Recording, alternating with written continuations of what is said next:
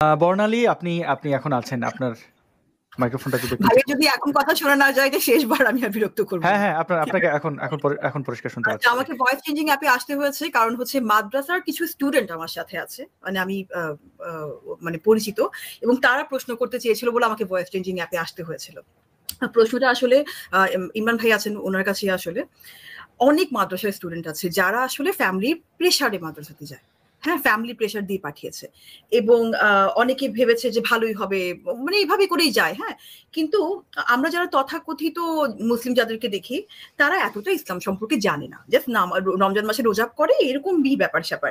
কিন্তু এই বেচারারা যত বেশি পড়ছে, মানে খুব ডেপথে গিয়ে পড়ছে যারা, হ্যাঁ, ম্যাক্সিমামই, মানে আমি খুবই পরে যখন শুনেছি আমি অবাকই হয়েছি, ম্যাক্সিমাম বাচ্চারাই বা বড় আছে, মানে বাচ্চা বলতে আমি মিন করছি 13-14 বছরের বাচ্চা, বা আরো যারা পাশ করে গেছে, এদের আসলে বিশেষ করে যারা কাউমিতে পড়েছে, এদের কিন্তু কোনো আর ভবিষ্যৎ নাই। ওরা বলে আমি আর কি পড়বো, আমার কোনো লেখাপড়া নাই। কেউ হয়তো বা মধু বা সরিষার তেল বিক্রি করছে, যাদের হচ্ছে যে একটু গ্রামগঞ্জের জায়গা জমিন আছে, যাদের কিছু নাই, এই বেচারারা বলে যে আমি তো মানে, এবং এরা একটা মানসিক টার্ময়েলে ভোগে।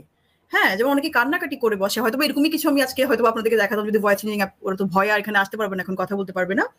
তো ভাইয়া, আপনার আসাদ ভাইও মাদ্রাসাতে পড়েছেন এবং আপনি তো এখনো মনে হয় মুফতি, আমি শিওর না।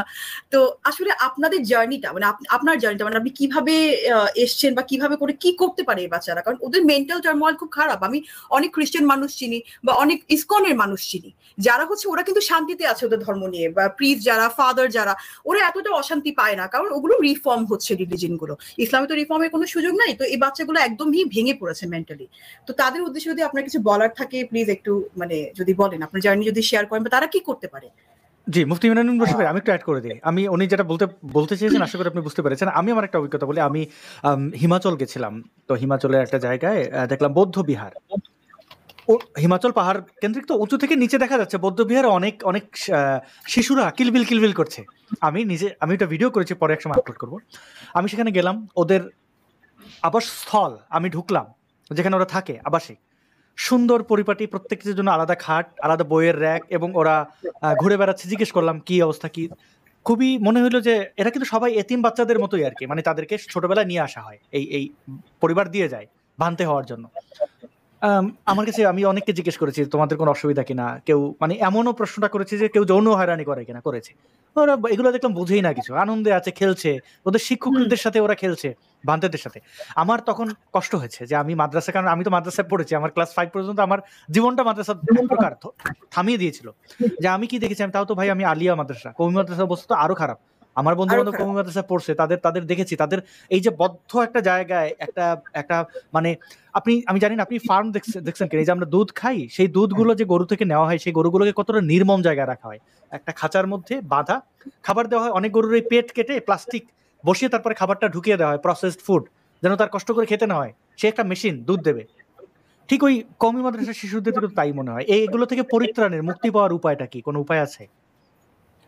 ভাইয়া, এটা এমন একটা প্রশ্ন, আসলে আমি ইমোশনাল হয়ে যাবো।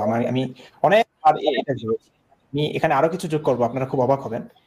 মানে দেখুন, অনেক মাদ্রাসার ছাত্র আছে।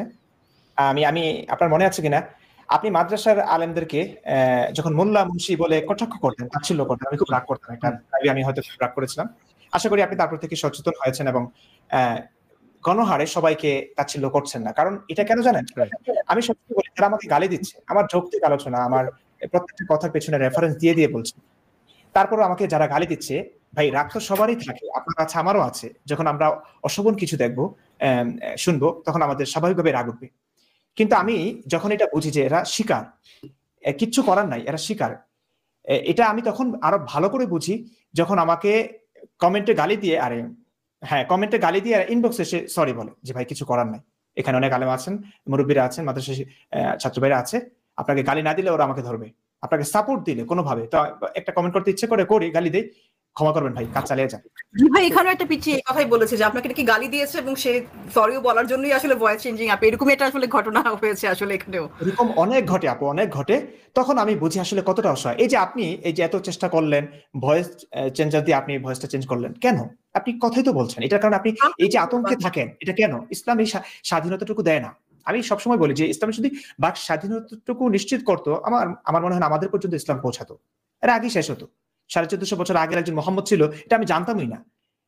যুগে যুগে এভাবেই কন্ট্রোল করেছে ওরা, এইভাবেই নবীর সাহাবীরা তারপরে যারা এসছে মানে ইসলামের বিরুদ্ধে কথা বললে যৌক্তিক সমালোচনা করেন, একদম নিখুঁত বিশ্লেষণ করেন, আপনাকে মেরে ফেলবে, কেটে ফেলবে। আগের অবস্থা তো আরো ভয়াবহ ছিল, এখন তো অনলাইনের যুগে পারে না এটা। অনেক সময় এই যে আমরা দেশ ছেড়ে চলে এসেছি, 2টা দিন থাকলেই মেরে ফেলতো। তো এইভাবে মেরে মেরে কেটে কেটে ওরা এই আতঙ্ক সৃষ্টি করে, সন্ত্রাস সৃষ্টি করেই ইসলামটাকে জিইয়ে রেখেছে।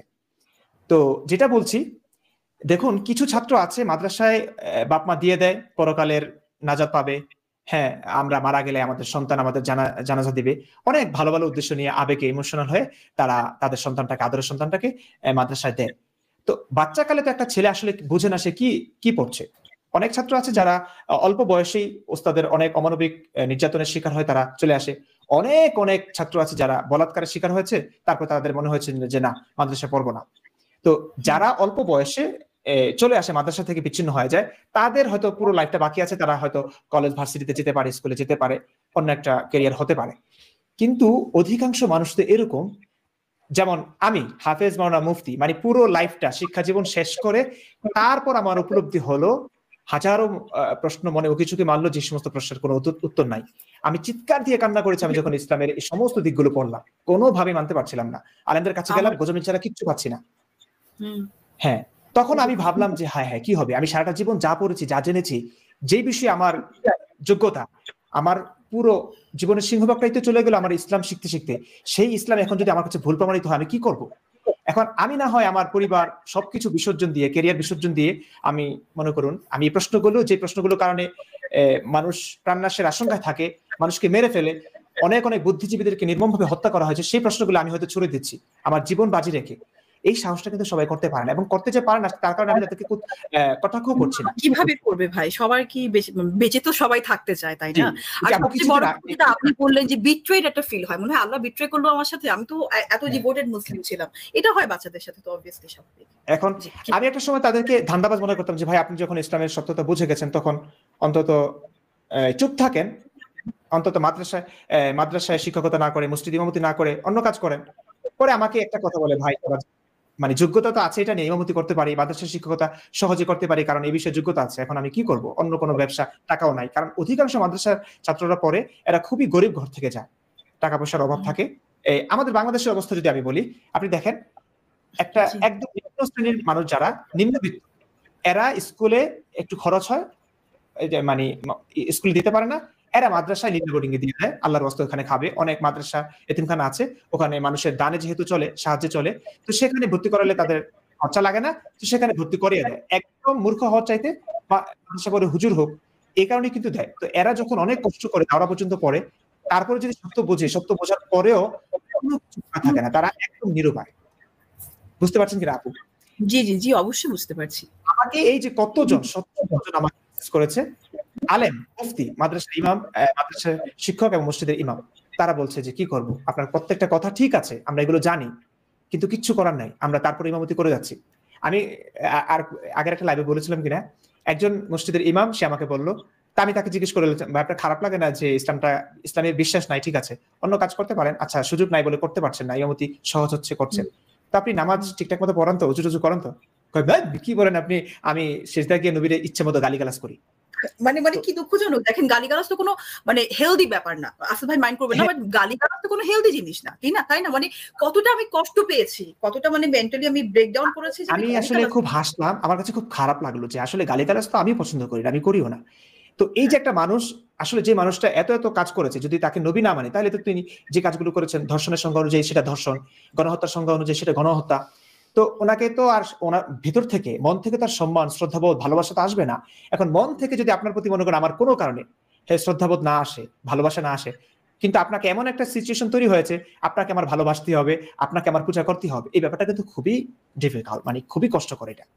তো এই যে এই মানুষগুলো, আসাদ ভাই, এই যে ইমামরা, অনেক মাদ্রাসার শিক্ষকরা একদম অনন্য পায় হয়ে, কিচ্ছু করার নাই, তারা সত্য কথা বলে মেরেই ফেলবে, কেটেই ফেলবে। এখন যেহেতু তারা বলতেই পারছে না, বোবা হয়েই থাকতে হবে, পরে আমাকে বলে যে আমি করবোটা কি, ইমামতি করছি সহজ। এবং ভাইয়া একটা মজার কথা হচ্ছে আমাদের এই আসাদ ভাইয়ের কারণে অনেক আসাদ ভাই শিষ্য হয়ে যাচ্ছে বা আপনাদের শিষ্য হয়ে যাচ্ছে, দেখতে দেখতে আপনাদের মতো মেন্টালিটির হয়ে যাচ্ছে। তো অনেকে আছে এখানে 15, 16, 17 বছরের বাচ্চা, এরা প্রেম ভালোবাসা করতে গেলেও দেখা যাচ্ছে তাদের সাথে ওই মেয়েদের সাথে এই আলোচনায় চলে যাচ্ছে মাদ্রাসার স্টুডেন্ট, ঠিক আছে, বা হয়তো বা খুব ধার্মিক পরিবারের স্টুডেন্ট। তো যেসব মেয়েদের সাথে কথা বলছে তারাও মানে একটু প্রভাবিত হচ্ছে। তো একদিক থেকে বলতে গেলে হয়তো বা কিছুটা রিফর্ম আপনাদের মতো মানুষের কারণে হচ্ছে, বাট ভয় তো অবশ্যই কাজ করে। এবং আমি এমন মানুষও দেখেছি যে আমাকে বলেছে আমি পড়তে চাই না, পড়লে যদি আমার বিশ্বাস চলে যায়, স্বাভাবিক ব্যাপার, পড়লে তো পরিবর্তন হচ্ছে এর চাইতে অনেক বেশি হচ্ছে, কিন্তু ওই যে ভয় আতঙ্ক এর কারণে তারা প্রকাশ্যে আসতে পারছে না। অনেক ধন্যবাদ বর্ণালী। আমরা আসলে একদম শেষের দিকে আপনি যুক্ত হয়ে আমাদের এই আরেকটা একটু কোয়েশ্চেন ছিল, আমি কালকে শুনেছি যে সেটা এই প্রসঙ্গে না, আপনি বোধহয় এডিটর খুঁজছেন, তো সেটার জন্য কি করতে হবে একটু যদি ভিডিও লাস্টে বলেন। আচ্ছা, আমরা ইশতেহারের জন্য যারা প্রফেশনাল ভিডিও এডিটর তাদের সম্মানী মানে পারিশ্রমিক যতটুকু মানে যেটা ন্যায্য সেটা দিয়েই আমরা খুঁজছি, এবং সেজন্য কিছু না একটু এডিটিং এ এক্সপার্ট থাকতে হবে, আর সময় মানে সবচেয়ে বড় কথা হচ্ছে সময় অনুযায়ী ডেলিভার করতে হবে, এই বিষয়ে আমরা খুঁজছি। অ্যাপ্লাইটা কিভাবে করে করা যাবে? এটা অ্যাপ্লাইটা হচ্ছে এই ইমেলে আমি দিচ্ছি, ইমেলটা দেখিয়ে দিচ্ছি, এই ইমেলে জানালেই হবে যে আপনি অমুক দেশ থেকে অমুক বলছেন এবং আপনি কি কি কাজ করেছেন, আগের 2-1 কাজের যদি রেফারেন্স দেওয়া হয় তাহলে আমরা বুঝতে পারবো যে আমরা যাদেরকে খুঁজছি তার মানে ওইটা মিলছে, তারপরে ইমেইলেই যোগাযোগ হয়ে যাবে, ইমেল করলেই হয়ে যাবে। আসাদ ভাই খুব সুন্দর। আমি এই প্রসঙ্গে একটু বলে রাখি, আপনি যদি এডিটর চাচ্ছেন, আমি মাদ্রাসার ছাত্র যারা আসলে একটা সময় বুঝবার পরও তাদের কিছু করার থাকে না, কি ইনকাম করবে, তো এদেরকে সকলকে বলে রাখবো, আপনি ধর্মে বিশ্বাস করেন আর না করেন, একটা সময় গিয়ে হয়তো অনেক পড়াশোনা করলে বিশ্বাসটা হারাবেনই। তার আগে আপনাকে যদি বলি, প্রত্যেকটা মাদ্রাসার ছাত্র, মসজিদের ইমাম, মাদ্রাসার শিক্ষক, প্রত্যেককেই বলছি আমি, যারা স্টুডেন্ট আছেন অন্তত বন্ধুগুলোতে আপনারা সময়টা নষ্ট না করে এডিটিং, ফ্রিল্যান্সিং এগুলো একটু শিখেন। কারণ দেখুন, ধর্ম যখন আপনার কাছে মিথ্যা বলে মনে হবে, পুরো পৃথিবীর মানে ধর্মের মধ্যে থেকে কিন্তু আপনার ইনকাম হয়ে যাবে। ধর্ম নিয়ে কথা বললেই মানুষ আবেগে অনেক টাকা দিয়ে ফেলবে, মসজিদ মাদ্রাসা উদ্যোগ নিলেই হয়ে যাচ্ছে। কিন্তু যখন দেখবেন যে আসলে পৃথিবীটা কতটা কঠিন, তখনই ফিল করবেন যখন দেখবেন যে আপনার কোনো যোগ্যতা নাই কিংবা ধর্ম নিয়ে আপনি খেতে পারছেন না, তখন খুব কঠিন হয়ে যায়। তো যোগ্যতা তো অবশ্যই লাগবে। আপনারা অনেক কাজ করতে পারেন, ব্যবসা, চাকরি, এসব তো অবশ্যই ব্যবসার দিকে হাত দিতে পারেন। পাশাপাশি আপনার যদি স্কিল থাকে, এডিটিং, ভাইয়া এডিটিং খুব দরকার। এই যে আমারও একজন এডিটর লাগে, কিন্তু আমি যদিও খুবই ক্ষুদ্র, কিন্তু এনাম কভার করতে পারছে না, আমি আরো বেশি ভিডিও দিতে পারতাম। তো আমার একজন এডিটর লাগে। এখন সবাইকে তো আর নিয়ে আসা সম্ভব হচ্ছে না, দেশে থেকে হয়তো একটা কম্পিউটার দিয়ে দিলাম, ওখানে করলো, আমি অনলাইনে পেমেন্ট করে দিলাম। তো আমার একজন আর 2জন হলেও মনে করুন আমার ভালো হবে, আরো বেশি বেশি ভিডিও দিতে পারবো। তো এডিটর অনেকের লাগে। মাদ্রাসা পড়ুয়া যারা আছেন, যারা আমাদের মনা কিংবা আমার মতো সংশয়বাদী, তারা এই কাজটা শিখতে পারেন। আপনার যদি যোগ্যতা থাকে, স্কিল থাকে, আপনি ইনকাম করতে পারবেন, আপনার ভালো হবে। এটা আপনার জন্য স্বাধীন একটা কর্মসংস্থান পেয়ে যাচ্ছেন। এটা মানে এই প্রসঙ্গক্রমে চলে আসলো, এটা খুবই ভালো হবে। জি, অনেক ধন্যবাদ মুফতি ইমরান বিন বশির ভাই। আমরা বর্ণালীকে ধন্যবাদ জানাই, আপনি যুক্ত হয়ে এবং মাদ্রাসার ছাত্রদের নিয়ে বসেছিলেন, যেটা খুবই চমৎকার। কৃতজ্ঞতা জানাবেন বর্ণালী, ভালো থাকবেন। হ্যাঁ, আপনাকে অনেক ধন্যবাদ। জি, আমাদের সাথে ব্লু আছেন। ব্লু, আপনি যদি সংক্ষেপে, আমরা শেষের দিকে একটু সংক্ষেপ করে ফেলেন, ব্লু আপনি যদি আপনার প্রশ্নটি রাখেন। শিওর, থ্যাংক ইউ আমাদেরকে জয়েন করার জন্য। আমার অ্যাকচুয়ালি 2টা প্রশ্ন ছিল। প্রথম প্রশ্নটা হচ্ছে, আমি কিছু জায়গায় আর কি পড়েছি, আই থিঙ্ক সেটা সিরাত ছিল এবং কিছু হাদিস ছিল, যেখানে হচ্ছে গিয়ে আই থিঙ্ক সিরাতে ছিল, সেটা ছিল যে মুহাম্মাদের জন্মসাল নিয়ে একটা বড় একটা ধোঁয়াশা আছে। কারণ মুহাম্মাদের বাবা যেদিন তার মাকে বিয়ে করেন, ঠিক সেই রাতে হচ্ছে গিয়ে মুহাম্মাদের নানা আমিনার বোনকে বিয়ে করেন। সে তাদের যে বাচ্চা হয় তিনি ছিলেন হামজা। কিন্তু আবার আই থিঙ্ক ইবনে সাদের সিরাতে এরকম আছে যে হামজা ছিল হচ্ছে গিয়ে 2 বছরের বড়। সো আমরা জানি না অ্যাকচুয়ালি কিভাবে আর কি মুহাম্মাদের জন্মসাল কিরকম, এবং তার সাথে তার বাবা মা এবং তার নানা এবং তার যে কাজিন, তাদের রিলেশনশিপটা কিরকম, এটা নিয়ে আমার একটা ধোঁয়াশা আছে। আমি যাচ্ছি, আর এইটা নিয়ে আমার কোয়েশ্চেন ছিল যে এইটার অ্যাকচুয়ালি প্রপার এক্সপ্লেনেশন কি, মাদ্রাসার স্টুডেন্টরা এটা কিভাবে ইন্টারপ্রেট করে বা কিভাবে ইনফর্মড হয়, যে তারা কি জানে যে অ্যাকচুয়ালি এই 2 বছরের গ্যাপ, এই ব্যাপারটা বা জন্মসাল নিয়ে কি তারাও কনফিউজ, নাকি তাদেরকে 570 খ্রিস্টাব্দের ওইটাই পড়ানো হয় এটা। সো এইটা গেল একটা কোয়েশ্চেন। সেকেন্ড কোয়েশ্চেনটা হচ্ছে, ইসলামে আমি অনেকগুলা হাদিস পড়লাম, সেই হাদিসে ছিল যে সহিহ হাদিসের মধ্যে আছে যে আমাদের মানে সরি নট আমাদের এই মুসলিমদের যে নবী মুহাম্মদ, তিনি সকালে এবং রাতে ঘুমানোর আগে 2 বার নাবিদ পান করতেন। নাবিদ যেটাকে ট্রান্সলেট করলে ওয়াইন হয় এন্ড বা ফার্মেন্টেড ওয়াটার হিসেবে আর কি কাউন্ট করা হয়। এন্ড সো এটা কি অ্যাকচুয়ালি ওয়াইনটা মিন করা হচ্ছে, মানে অ্যালকোহলিক যে বেভারেজ সেটাকে বোঝানো হচ্ছে, নাকি জাস্ট যে ভেজানো যে ওয়াটার সেটাকে ইন্টারপ্রেট করা হয়? আর এটার সাথে যে প্রাসঙ্গিক যে প্রশ্নটা চলে আসে সেটা হচ্ছে গিয়ে ইসলামের প্রথম দিক থেকে হচ্ছে গিয়ে অ্যালকোহলিক বেভারেজেস হালাল ছিল। পরে আর কি আমি এক জায়গায় বললাম যে হচ্ছে গিয়ে কোনো একটা যুদ্ধের পর হচ্ছে গিয়ে হামজা তার মহানবীর কলার ধরে টেন ছিল, বলছে তুই তো দাসের ছেলে, এরকম। সেটা নাকি ঝামেলা হয়, ওইটা নিয়ে নাকি বলা হয় যে ওইটার উপর রাগ করে নাকি কোরআনে ওই আয়াত নাজিল করা হয় যে মদ খাওয়া যাবে না, এরকম। আবার এইভাবেও শোনা যায় যাচ্ছে গিয়ে উসমান অথবা উমরের হয়তো তার যখন কপালে তার শাসনাবলে ইয়া করে। এটা অ্যাকচুয়ালি কিভাবে হয়েছিল আর কি, এটা কি আমাকে একটু জানাতে পারবেন কষ্ট করে? অনেক ধন্যবাদ, চমৎকার প্রশ্ন মুফতি ইমরান বিন বশির ভাই। অনেকগুলো প্রশ্ন করলেন। প্রথম প্রশ্ন, মাদ্রাসায় আসলে মোহাম্মদ সাল্লাল্লাহু আলাইহি ওয়াসাল্লামের জন্ম নিয়ে আসলে খুব একটা শেখানো হয় না। এই যে প্রশ্ন করলেন, এটা আমরা মাদ্রাসা থেকে কখনো শিখি না। আমি পরবর্তীতে হয়তো এই ব্যাপারে আলোচনা দেখেছি। শুধু এটা না ভাই, মাদ্রাসায় ইসলামের কোনো ইতিহাস পড়ানো হয় না। পুরো মাদ্রাসার মানে সিলেবাসের কথা যদি বলি, খুবই দুঃখজনক, হতাশাজনক। আপনি এমন কিছু পড়ানো হয় যেটা খুবই সীমাবদ্ধ। সেখানে মনে করুন অনেক কিছু আমরা পাইনি, যেটা আল বেদায়া ওয়ান নিহায়া কিন্তু মাদ্রাসাগুলোতে সিলেবাস নাই, পড়ানো হয় না। ইসলামের কোনো একটা ইতিহাস গ্রন্থে পড়ানো হয় না। দাওরাতে গিয়ে সিয়াসিত্তা 6টা বিশুদ্ধ গ্রন্থের হাদিস ওইগুলো পড়ানো হয়। তারপরে এর আগ পর্যন্ত তো আমরা আরবি ভাষার সঙ্গে যুদ্ধ করতে করতে বড় হই, মানে ব্যাকরণ ট্যাকরণ এইসব নিয়ে উর্দু শেখানো হয়, ফার্সি শেখানো হয় 1 বছর, তারপরে আরবি সাহিত্য শেখানো হয়। তারপরে গিয়ে কোরআনের তর্জমার পর তাফসির, জালালাইন পড়ানো হয়। এত শত তাফসির গ্রন্থ আছে, শুধু জালালাইন পড়ানো হয়। তারপরে মেশকাতে গিয়ে হাদিস পড়ানো হয়, দাওরাতে গিয়ে হাদিস পড়ানো হয়। তো এটুকুই। ইফতা বিভাগে জাস্ট সব কিছুর একটা মিশ্রণে একটা গবেষণা বিভাগ।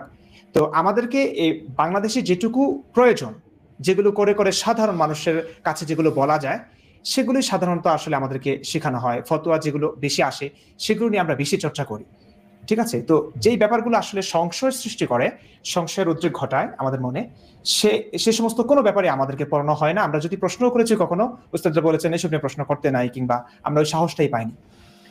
তো এরপরে প্রশ্ন, এই জন্য আমি ওইটা নিয়ে বলতে চাই না। এটা আপনি যতটুকু জানেন সেটা হচ্ছে পড়তে পারেন।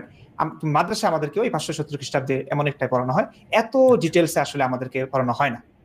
তারপরে আপনি বললেন যে মদ একটা সময় হালাল ছিল। শুধু মদ না ভাই, ইসলামের প্রত্যেকটা 23 বছরে ধারাবাহিকভাবে প্রেক্ষাপট অনুযায়ী এক একটা আয়াত নাজিল হয়েছে। তো অধিকাংশ আয়াত দেখবেন যে কোন একটা প্রেক্ষাপটে ঘটনা অনুযায়ী মহানবী সাল্লাল্লাহু আলাইহি ওয়াসাল্লাম যখন প্রয়োজন অনুভব করলেন তখনই আয়াত নাজিল হয়েছে, মানে সবসময় তার কনভিনিয়েন্সই। হ্যাঁ, মানে সবসময় তার। হ্যাঁ, তো এটাও তো একটা অযৌক্তিক ব্যাপার যে আল্লাহ যদি কোরআন নাজিল করে থাকেন তাহলে তো একই সঙ্গে নাজিল করতে পারতেন।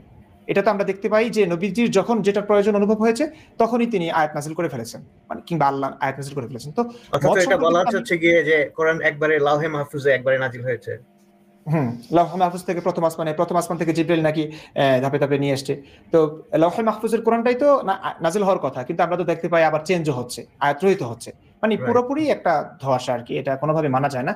তো মদ সম্পর্কে যদি কথা বলি, মদের ব্যাপারটা হচ্ছে অনেকগুলো প্রেক্ষাপট তৈরি হয়েছে, অনেকগুলো সমস্যার সৃষ্টি হয়েছে মদের কারণে। মদ হালাল ছিল, দেদারসে সাহাবায়ে কেরাম পান করতেন। অনেকে ব্যক্তিগত, যেমন আমি তো এখন মদ পান করলে যে আমার গুনাহ হবে, পাপ হবে, আমি এই বিশ্বাসটা করি না, মনে করুন।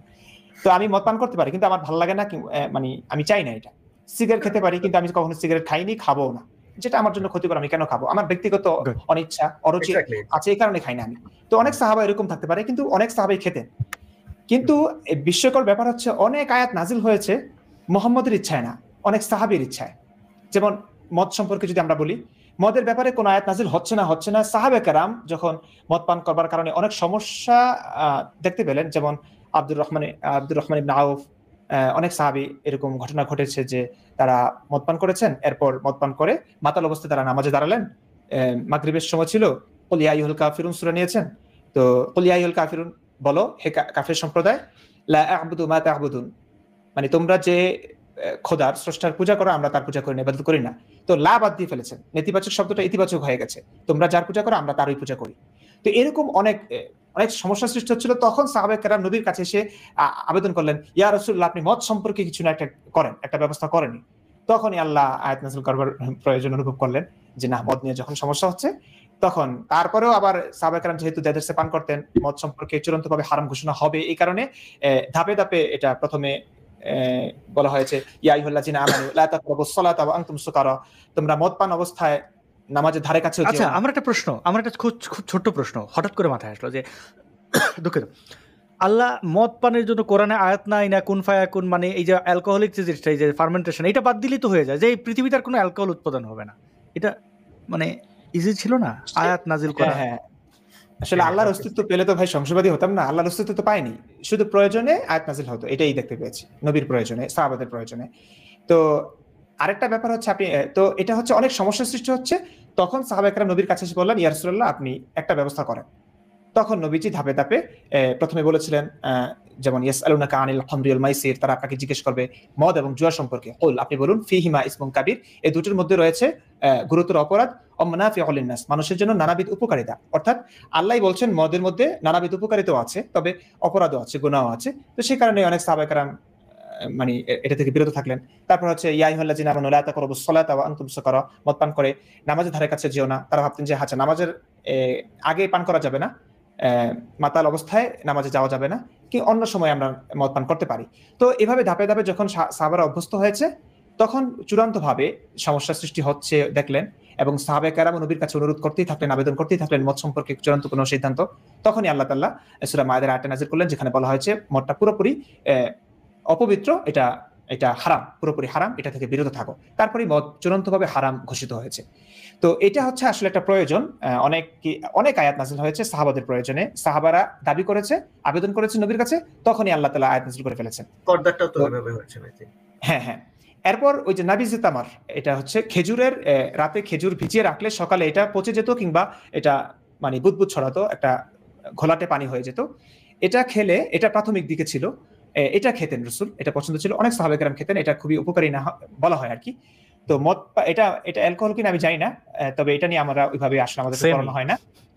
সেম না, যেহেতু আমরা আসলে আমি শিওর না এত কম টাইমে ফার্মেন্টেশন পসিবল কিনা, বাট হ্যাঁ, কিছু অ্যালকোহল তো থাকবে এটার মধ্যে। আচ্ছা, হয় অল্প কিছু তৈরি হয়। ভাত দেখবেন পান্তা হলে, পান্তা ভাত খেলে আপনার অনেক সময় নেশা হবে। পান্তা ভাত তো একদিনের পার্থক্য, দেখেন। হ্যাঁ, পান্তা ভাত খেলে একটু হালকা ট্রিপ। তবে হ্যাঁ, মদ পান হারাম হওয়ার পরে এটাও নিষিদ্ধ হয়ে গেছে, যেহেতু এটা অ্যালকোহল। হ্যাঁ, এটাও নিষিদ্ধ হয়েছে।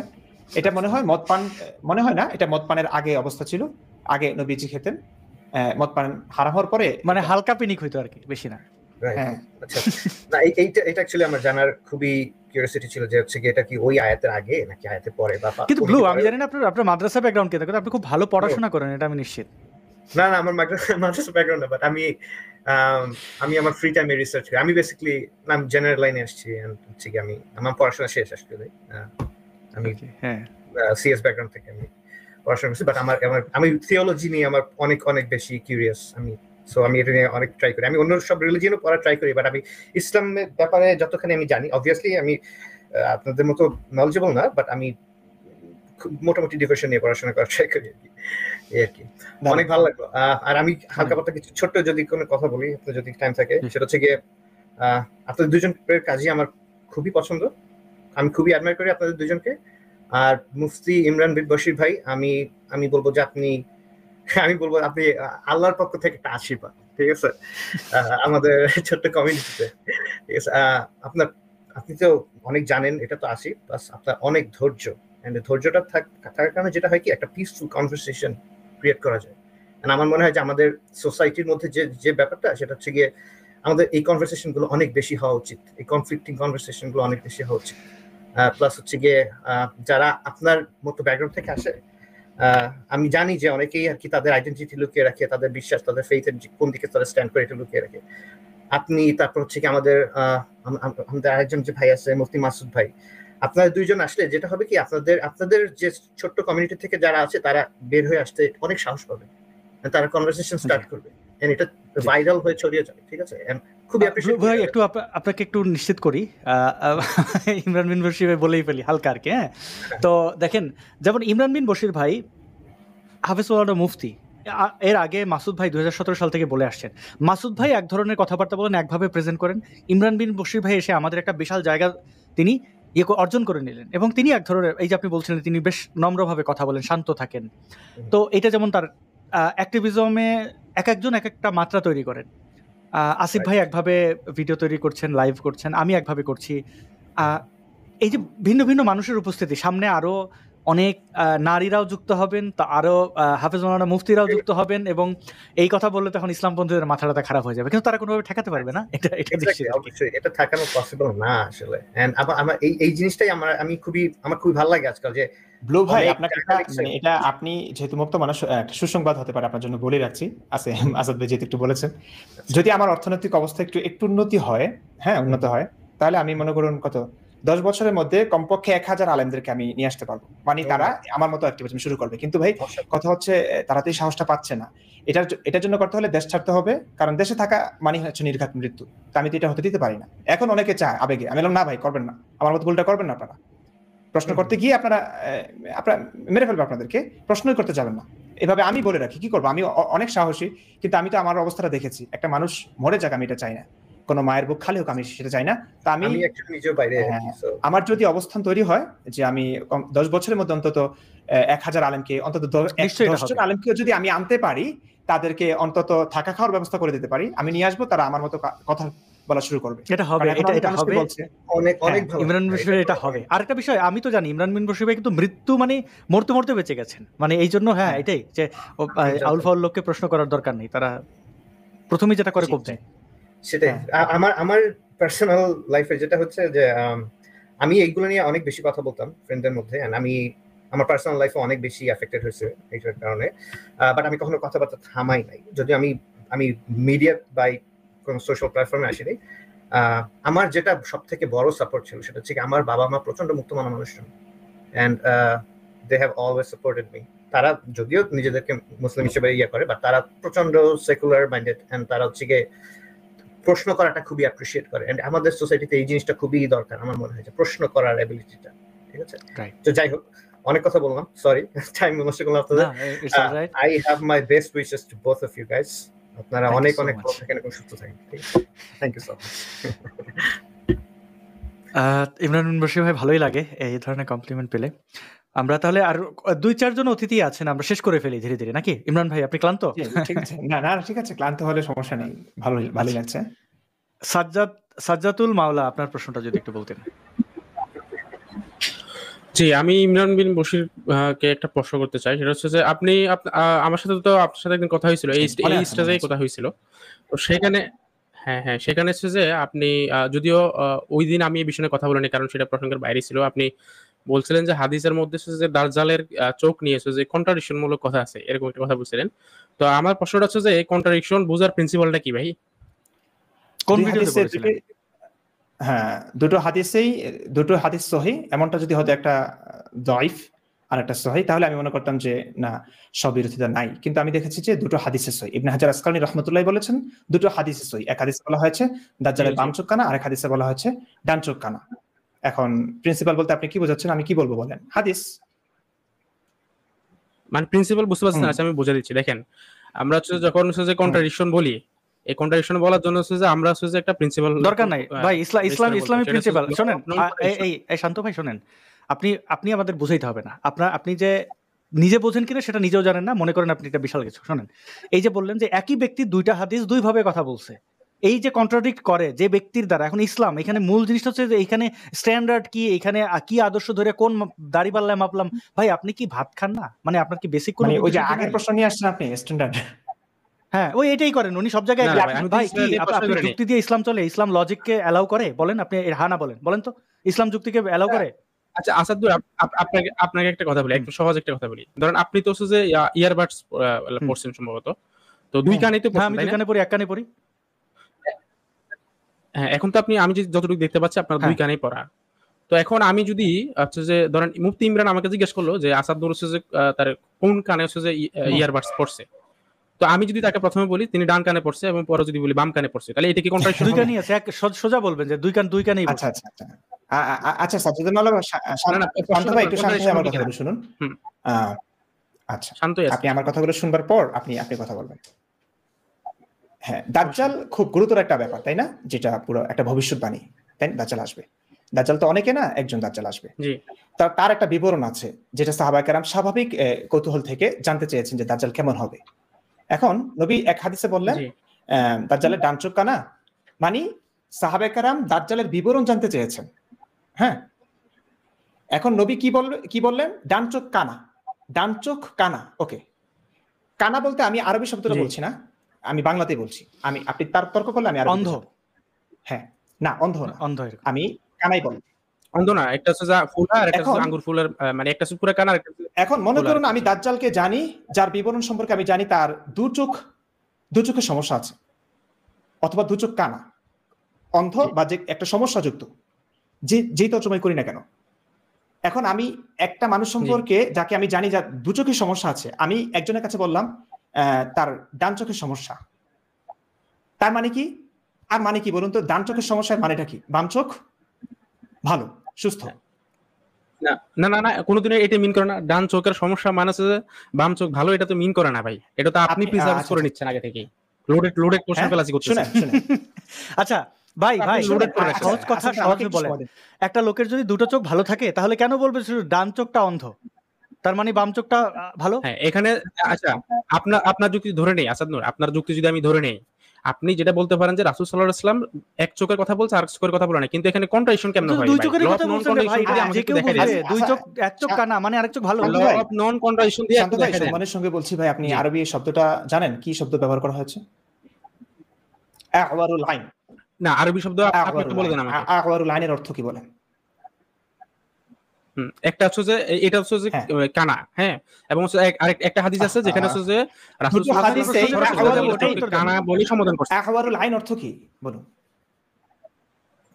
আচ্ছা হ্যাঁ, আমি তাহলে আপনাকে স্ক্রিনটা স্ক্রিনশট শেয়ার লাগবে না, আপনি অর্থ বলেন না রে ভাই। এই যে আরে এই ভাই, যে আপনি শেয়ার করা লাগবে না ভাই, এগুলো আমার জানা আছে, সমস্যা নাই। আমি ভিডিও বানিয়েছি, যেহেতু মানুষ দেখেছে, আপনি জাস্ট বলে দেন, অর্থটা বলে দেন, আমি বলছি আপনাকে, যেহেতু এখানে আচ্ছা হ্যাঁ, আওয়ারুল আইন অর্থ কি?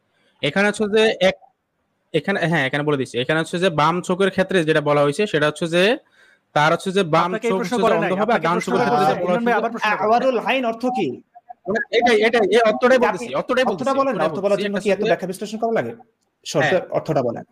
হ্যাঁ একটা হ্যাঁ সেটাই তো বলতেছি। আমি একটা ব্যাখ্যা হচ্ছে চাচ্ছি না তো, বিকৃত, আপনি মানে অর্থটা বলেন। চোখ হচ্ছে আওয়ারুল আইন বিকৃত। অর্থ কি? এটাই তো হ্যাঁ, এটাই তো বলতেছি। ওই যে আবার একটা একটা হচ্ছে হচ্ছে বিকৃত এবং আর আরে একটা মানে এই না, না, না, আচ্ছা, একটু অনেকক্ষণ ধরে রাখবো? বিরক্ত হচ্ছেন, অনেকে বোর হচ্ছেন, আমি একটু বিনোদনের চেষ্টা করছি। আপনি চিন্তা করেন এরা কোন ভাই, আপনি ক্ষমা করেন আরে আমার আপনি মুখ থেকে যদি কেন করলেন ভাই? অসম্মানজনক কোনো কিছু বের হয়ে যায়। আপনি একটু শান্ত হয়ে শুনুন। আসাদ ভাই, আপনি দুটো হাদিসে কিন্তু একই শব্দ, আওয়ারুল আইন। এখন ওনারদের কথা হচ্ছে আমাদের এটা মানতে হবে যে এক হাদিসে, মনে করেন আমি আপনার ব্যাপারে বললাম, মানে আচ্ছা আপনার ব্যাপারে বেদবি মাফ করবেন, আপনার না বলেন। হ্যাঁ, দোনো চোখে মনে করুন একই সমস্যা, কিংবা সমস্যার ক্যাটাগরি ভিন্ন হতে পারে। এক চোখে, ডান চোখে অন্য রকমের সমস্যা, বাম চোখে অন্য রকমের সমস্যা হতে পারে। এটা ডান চোখটা হচ্ছে অন্ধ, বাম চোখ হচ্ছে মনে করুন টেরা, হ্যাঁ, চক্ষু তারকা যেটা বলে, এরকম হতে পারে। কিন্তু বিস্ময়কর ব্যাপার হচ্ছে দুটো হাদিসে একই শব্দ ব্যবহার করা হয়েছে। এখন ওনাদের কথা হচ্ছে এক হাদিস আওয়ারুল আইন, ওই হাদিস তো আওয়ারুল আইন। ওইটার উত্তর তো এখন উনি দিলেন না। হ্যাঁ, এখন আমি মনে আওয়ার অর্থ অন্ধ বলি, টেরা বলি, কানা বলি, যা বলি না কেন, চোখে যত সমস্যা বলি না কেন, দুই হাদিস তো একটাই অর্থ হবে নাকি? মানে ব্যাপারটা যদি এমন হতো, আচ্ছা আমাকে বলতে দেন, ব্যাপারটা যদি এমন হতো, আমি একটা মানুষ সম্পর্কে বিবরণ দিচ্ছি, একজন মানুষের কাছে বললাম যে অমুকের ডান চোখের সমস্যা আছে। এই সমস্যা মানে কি? এই সমস্যা মানে হচ্ছে ডান চোখ অন্ধ। ডান চোখ অন্ধ তো না, হ্যাঁ, ডান চোখে সে দেখে না কিছু, অন্ধ, ডান চোখ অন্ধ। তার মানে হচ্ছে বাম চোখে অন্য কোনো সমস্যা থাকতে পারে, রাইট? বাম চোখের সমস্যার কথা আমি এখানে মানে ধরে নিলাম। সাধারণত চোখের ক্ষেত্রে মানুষ এটা বলে না। ধরেন একটা মানুষের একটা চোখ খারাপ থাকে বলে একটা চোখ অন্ধ। এটা তো তাদের, যদি দুইটা হয়, অন্য সমস্যা থাকে, তাহলে পরে ও তো কানা, ও দেখেই না, ও কোন চোখ উল্লেখ বাদ করে দিয়ে না। আমরা বড় গোজমিলে আছি আসাদ ভাই। মানে আমরা ধরে নিলাম রসুল প্রথমে বলেছেন দাজ্জালের ডান চোখ কানা, কানা বলতে আওয়ার বলেছে, আওয়ার বলতে আমরা মেনে নিলাম অন্ধ বলেছে কিংবা কানা বলেছে। তার মানে হচ্ছে বাম চোখ সুস্থ আছে, এটাই সাধারণত মনে হয়। আচ্ছা, মেনে নিলাম বাম চোখে কোনো প্রবলেম ছিল, সমস্যা ছিল। পরবর্তী হাদিসে অনেকদিন পর অন্য সাহাবা যখন জিজ্ঞেস করেছে দাজ্জালের কোন চোখ কানা, রসুল ভুলে গেছেন, রসুল বলেছেন বাম চোখ কানা। আচ্ছা, আমরা এই কানা শব্দের অর্থ আওয়ারের অর্থ অন্য কিছু নিলাম। এখন যেটা বলা হচ্ছে, ইবনে হাজার আসকালানী বলেন, আপনারা গোজামিল বিশিষ্ট যতরা আছেন, আমি এগুলো শুনেছি ভাই, মাদ্রাসায় শুনেছি, আমি বহু পড়েছি, আপনাদের উত্তরও শুনেছি।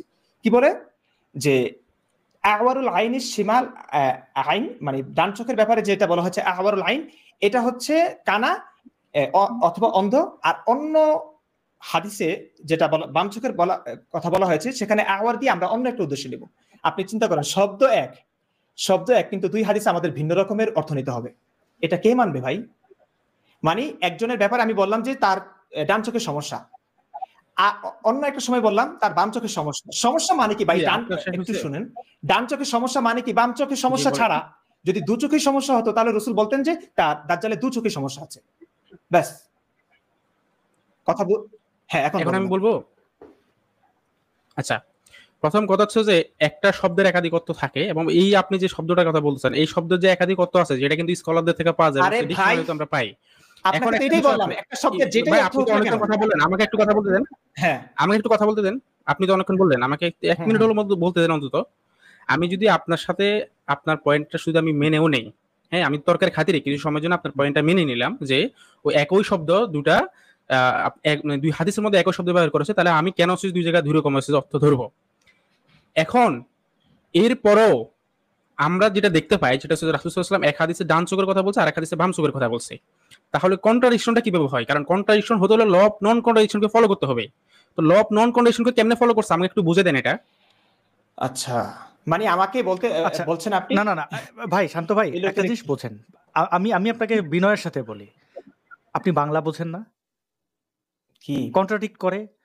হ্যাঁ, তাহলে এই যে আপনার একটা নবী, প্রথম হচ্ছে দাজ্জাল একটা গাঁজাখুরি কথাবার্তা, তাও মানলাম। তো যে যদি দুইটা চোখই কানা হয়, তাহলে দুইটা চোখ বলবে ও অন্ধ, কানা, ও চোখে দেখে না। এই প্রথমে ডান পরে বাম, দুটা না বললে কন্ট্রাডিকশন হয়? দুটা না বললে সেটা ল অফ নন কন্ট্রাডিকশনকে ফলো করে ভাই? ফলো করার তো প্রয়োজন ভাই। ধরেন ভাই, একটা আমার প্রথম একটা ভাই আপনি জি, 1 মিনিট, আপনি এই যে বিভিন্ন টার্ম ইউজ করেন, ইসলাম কি যুক্তিবিদ্যাকে অ্যালাউ করে? আপনাকে কেন একজন মুফতি যুক্তিবিদ্যার ভাষায় বলতে হবে? আপনি বাংলা বোঝেন না, এই জন্য বললাম। আপনি বলেন যুক্তিবিদ্যা, যুক্তি ইসলামের সমর্থন করে, অ্যালাউ করে? এখন যুক্তি কি বলতে কি বুঝাচ্ছেন? বাইরে ফাতরা, আমি এই মুমিন চোদনাদের এই জন্য আমি ওনারে আনলেন, এই ফাতরা না, এ আসবে কি? এ নিজে কোনো উত্তর দেবে না। আপনি যখন তার একটা শব্দের, এই কানা অন্ধের জিজ্ঞেস করলেন এর অর্থ কি, সে কিন্তু বলবে না, সে আপনার ব্যাখ্যা দেবে। এরপরে আপনার বলবে যে আচ্ছা এইটার ব্যাখ্যা, এইটা কিরকম, ওইটা কিরকম, মনে হচ্ছে যে শিক্ষক। মানে এই ফাতরাগুলো করে কি এদের? ভাই আমি আল্লাহ, উনি কিভাবে আমাকে দেখিয়া করে না? এখন সে বলবে না, এটা হবে না, এটার জন্য আপনি আল্লাহ তাআলা প্রমাণ করেন, আপনি এটা করেন, তখন মজা যাচ্ছে তার মুরুদটা গেল। মানে এরা আসে গোজামিল দিয়ে তো আপনি সবাই আল্লাহ হতে পারবে, নবী না শুধু। তো ইন্টারেস্টিং, একটা মানুষ যদি ইসলাম নিয়ে পড়াশোনা থাকতো এই ফাতরামিটা করতো না। করে শুধুমাত্র যেহেতু তার বিদ্যা নাই, এবং সে ওই যে কতবার এসে নাকানি চুবানি খায়, এরপরে সে বেহায়ের মতো আসে, কারণ তার হারানোর কিছু নাই। এবং সে এসে আপনাকে ফিলোসফির বিভিন্ন টার্ম আপনারা জিজ্ঞেস করবে, কারণ আপনি তো তখন বলবেন আচ্ছা এটা কি, এটা এরকম কেন? তখন বলবে আচ্ছা আমি আপনাকে শিখাই দিচ্ছি, শোনেন, আপনি এটা জানেন না, আপনি নাস্তিক হয়ে গেছেন, আপনি এটা জানেন না, আপনি মুফতি হয়ে গেছেন। মানে এই ফাতরামিটা সে করার জন্যই আসে, এবং আমি জানি সেই ফাতরামিটা করার জন্য আসবে। সুতরাং এই আবর্জনাদের আচ্ছা, আর ভাই আমি মাদ্রাসা পড়ুয়া, আপনি আমাকে ওই টার্মগুলো জিজ্ঞেস করছেন, এই ফাতরার কথা শেখানো হয় না। জি, রিজওয়ান মোহাম্মদ খান তিনি আছেন। রিজওয়ান মোহাম্মদ খান ভাই, আপনি যদি প্রশ্ন রাখতেন, আমরা শেষের দিকে আছি। রিজওয়ান মোহাম্মদ খান শোনা যাচ্ছে না। আর এই ছেলেটা আসবে দেখবেন শেষের দিকে, মানে যখন সময় নেই। আমি কিন্তু অনেকক্ষণ ধরে বলছি যে আমরা অন্য গেস্টদের কিন্তু অনুরোধ করেছি একটা প্রশ্ন করেন, যেন এটা পেঁচানো না হয়, এটা লম্বা না হয়। সে এসে ওই যে সে পেঁচাবে এবং তার উপর বিরক্ত হবে, এটাই সে চায়, সে বাগড়া দিতে আসে কি, ঝামেলা করতে। মিস্টার গড, আপনি যদি একটু আনমিউট করেন। Always god. হ্যালো, আমাকে শোনা যায়? হ্যাঁ, শুনতে পাচ্ছি। আচ্ছা, আমি অবশ্যই সময় তো এখন কম বলছেন, আপনাকে এই প্রশ্নটা করি। সেটা হচ্ছে ডাক্তার শামসুল আরফিন শক্তি নামে একটা লোক আছে, চিনেন কিনা জানি না, কয়েকটা বইও আছে ওনার। আচ্ছা, উনি কিছুদিন আগে যে বাংলাদেশ এখন সংবিধান সংশোধনের ব্যাপারে যে আলোচনা হচ্ছে, সেখানে কেন কোনো মুফতিকে রাখা হয়নি, কেন ইসলামিক স্কলারকে রাখা হয়নি, এটা নিয়ে তার ফেসবুকে অনেক মানে অ্যালার্জি আর কি। তো সে ওই দিন বলছিল যে মানে ইসলামিক যে শরিয়া আইন, এটা এত গুরুত্বপূর্ণ ইভেন কি পাশ্চাত্যে, আমেরিকাতে, ব্রিটেনে এটা নিয়ে গবেষণা হয়। তো এটা সম্পর্কে মানে আপনি কি বলবেন, এটা কতটুকু সত্য? বা এটা তো তার দাবি, এরকম পাগল ছাগল অনেক দাবি টাবি করে। ইসলাম নিয়ে ব্রিটেনে গবেষণা হয়, এখানে গবেষণা হয়, গবেষণা করে বানাইছেটা কি কোরআন দিয়া? মানে আমি তো খুব খুশি হইতাম যে একটা পুস্তক থেকে যদি কোনো পুরনো জিনিস থেকে কোনো কিছু পাওয়া যায়। আমরা তো আসলে এই যে বিশ্ব এই যে মানচিত্র, এই যে উপত্যকা, এই যে প্রাণী, বিভিন্ন এলিমেন্ট থেকে আমরা বের করি যে আচ্ছা যা কি বিজ্ঞানীরা বের করেন যে আচ্ছা এখানে আগে কি ছিল, প্রকৃতি কেমন ছিল, অনেক কিছু। এই কোরআন নামের একটা জিনিস ওইখান থেকে কি বের হয়েছে, মানে তারা গবেষণাই করছে। আমি যতটুকু মানে পেয়েছি সেটা হচ্ছে কোরআনে আমার মনে হয় 10 থেকে 12টার বেশি আইন নেই। তো 10 থেকে 12টা আইন দিয়ে কি একটা রাষ্ট্র পরিচালনা কি সম্ভব? তো তাহলে উনি কিভাবে বলছেন যে আমেরিকাতে, ব্রিটেনে ইসলামিক আইন নিয়ে গবেষণা হয়, সেখান থেকে অনেক আইন নাকি তারাও নিয়ে ইমপ্লিমেন্ট করে? তো আমি তো এটা পাই না। আর আরেকটা পরের প্রশ্নটা হচ্ছে ইমরান ভাইকে, সেটা হচ্ছে আচ্ছা এই যে ঢাকা শহরে বিভিন্ন জায়গায় আমরা দেখি যে শরিয়া আইনের যে আচ্ছা আপনি পরের প্রশ্নে যাওয়ার আগে একটা জিনিস বলে রাখি ভাই, জি কোরআন থেকে এত ইহুদি নাসারা এত কিছু আবিষ্কার করে ফেলে, অথচ মুসলমানদের মধ্যে যারা কোরআন নিয়ে প্রচুর পড়াশোনা করেন, হাফেজ মাওলানা মুফতি শায়েখরা, তাদের মধ্যে যারা ধর্ম ব্যবসায়ী না, সৎ মানুষ এবং বুদ্ধিদীপ্ত মানুষ, তারা কিন্তু ইসলাম ত্যাগ করে ফেলে। অথচ কোনো বিজ্ঞান, কোনো কিছু বানানো, মাদ্রাসা থেকে কোনো কিছু বানাইতে আমরা দেখি না। এখন খুব জনপ্রিয় চ্যাট জিপিটি একজন ইহুদির এবং সমকামের, তিনি বানাইছেন এটা। মাদ্রাসার কোনো মুফতি, কোনো সাহেবের কারোর কিছু পাই না। কোনো নোবেল টোবেল যাও পায় আহমেদিয়া, তাদের আবার মুসলমানও মনে করে না। মানে আমি বুঝলাম আর কি, মাদ্রাসার মানে শিক্ষা নিয়ে যারা খুব খুব তারা ওই বড় জোর ডিলা কুলুফের ফতোয়া পর্যন্ত, মানে আমি দেখি যে একটা জেনারেশনকে অন্ধ বানিয়ে রাখা হচ্ছে। তাদের মধ্যে যে মুফতি ইমরান বিন বশির ভাই, এখন উনি যদি বুদ্ধিদীপ্ত মানুষ না হতেন তাহলে উনি কি করতেন? উনি আজকে এই বাড়িতে কালকে ওই বাড়িতে যাইয়া উনি দাওয়াত খাইতেন এবং ফতোয়া দিতেন, মিলাদ মাহফিল করতেন, এগুলো মানে আর কি ওয়াজ মাহফিল করে। এছাড়া কিন্তু কোনো উদ্ভাবন কিন্তু নাই, কিন্তু এটা মানতে হবে, কোনো উদ্ভাবন নাই। এমনকি মসজিদের ভেতরে যে ইলেকট্রিসিটি, সেটাও মুসলিমদের। আমাদের এই কোরআনের বিজ্ঞানীরা করছেন কি? কিছু করেন না। যে আমি দুঃখিত, আপনি যদি পরের প্রশ্নটা। হ্যাঁ না ঠিক আছে, আমি আপনার সেম প্রশ্নটা ওই দিন একজনকে ফেসবুকে করেছিলাম। তো আমি বললাম যে সৌদি আরবে যদি আল্লাহ এতই খনিজ সম্পদ দিয়ে থাকেন, তো তাহলে সেটা সাহাবীরা এবং নবী কেন উত্তোলন করতে পারলেন না, কেন সেটা আমেরিকা এসে করতে হলো? তখন উনি উত্তর দিলেন যে তখন মুসলিমদের এত সম্পদ ছিল, ওগুলো মাটির নিচ থেকে বের করার প্রয়োজন ছিল না। এত সম্পদ ছিল, লুটপাট করতেছে। হ্যাঁ সেম এক্স্যাক্টলি, আমিও একই কথা বলেছি। আচ্ছা যাই হোক, তো ইমরান ভাইকে প্রশ্নটা হচ্ছে এই যে শরিয়া আইন, ইনসাফের আইন, এরকম অনেক ব্যানার পোস্টার আমরা ঢাকা শহরে এখন দেখতে পাই। বিভিন্ন যে দলগুলো আছে ওরা এগুলো লাগিয়ে দেয়, বড় বড় পোস্টার গুলো। এখন আমার কথা হচ্ছে এই যে আসমানি বিধান যে কথাটা বলা হয়, আল্লাহর বিধান, আমরা ইসলামী শরিয়া যেটা আছে সেটা যদি আফগানিস্তানের শরিয়াটাও ধরি, সেটা কি আসলে কি সবকিছু আল্লাহর দেয়া ওখানে, নাকি এখানে অনেক কিছু মানুষেরও আছে? যেমন ধরেন আমি দেখতে পাই অনেক কিছু ওমর রাদিয়াল্লাহু আনহু কি করেছিল, অনেক কিছু, অনেক আইন যেটা কোরআনেও নাই, হাদিসেও নাই, উনি এগুলো ইমপ্লিমেন্ট করেছিলেন।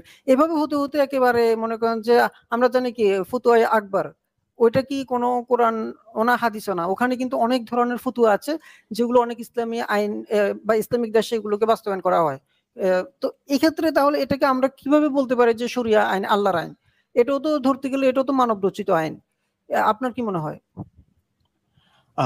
আমি কি বলবো, পুরো ইসলামে আমি এত বছর পড়াশোনা করলাম, পুরো কোরআনের হাফেজ হলাম, তাফসির পড়লাম, হ্যাঁ ইসলাম ইতিহাস যতটুকু যা আছে পড়লাম, কোথাও আসলে আমি আল্লাহর অস্তিত্ব পাইনি। হ্যাঁ আল্লাহর অস্তিত্ব পাইনি কোথাও না। আপনি যেগুলোকে বলেছেন আল্লাহর, সেগুলোতে আমি কোনো যৌক্তিকভাবে আমি আল্লাহর অস্তিত্বের কথা, আল্লাহ যে এই বিধানটা দিতে পারেন, দিয়েছেন, এর কোনো প্রমাণ যেহেতু পাইনি, আমি বলবো পুরোটাই হচ্ছে, যেটা আমার সংশয় থেকে আমি পুরো কোরআন, আর যদি ধরে হ্যাঁ কোরআনে যা আছে সেটা আল্লাহর বাণী। হ্যাঁ যেমন আপনি ইসলামী শরিয়া যদি কায়েম হয়, বিবাহিত নারী পুরুষ যদি জিনা লিপ্ত হয়, তার শাস্তি হবে রজম, প্রস্তরাঘাতে হত্যা করা। এটা হচ্ছে শরিয়া আইন, অর্থাৎ ইসলামিক বিধান। কিন্তু আপনি রজম সম্পর্কিত আয়াত আপনি কোরআনে খুঁজে পাবেন না।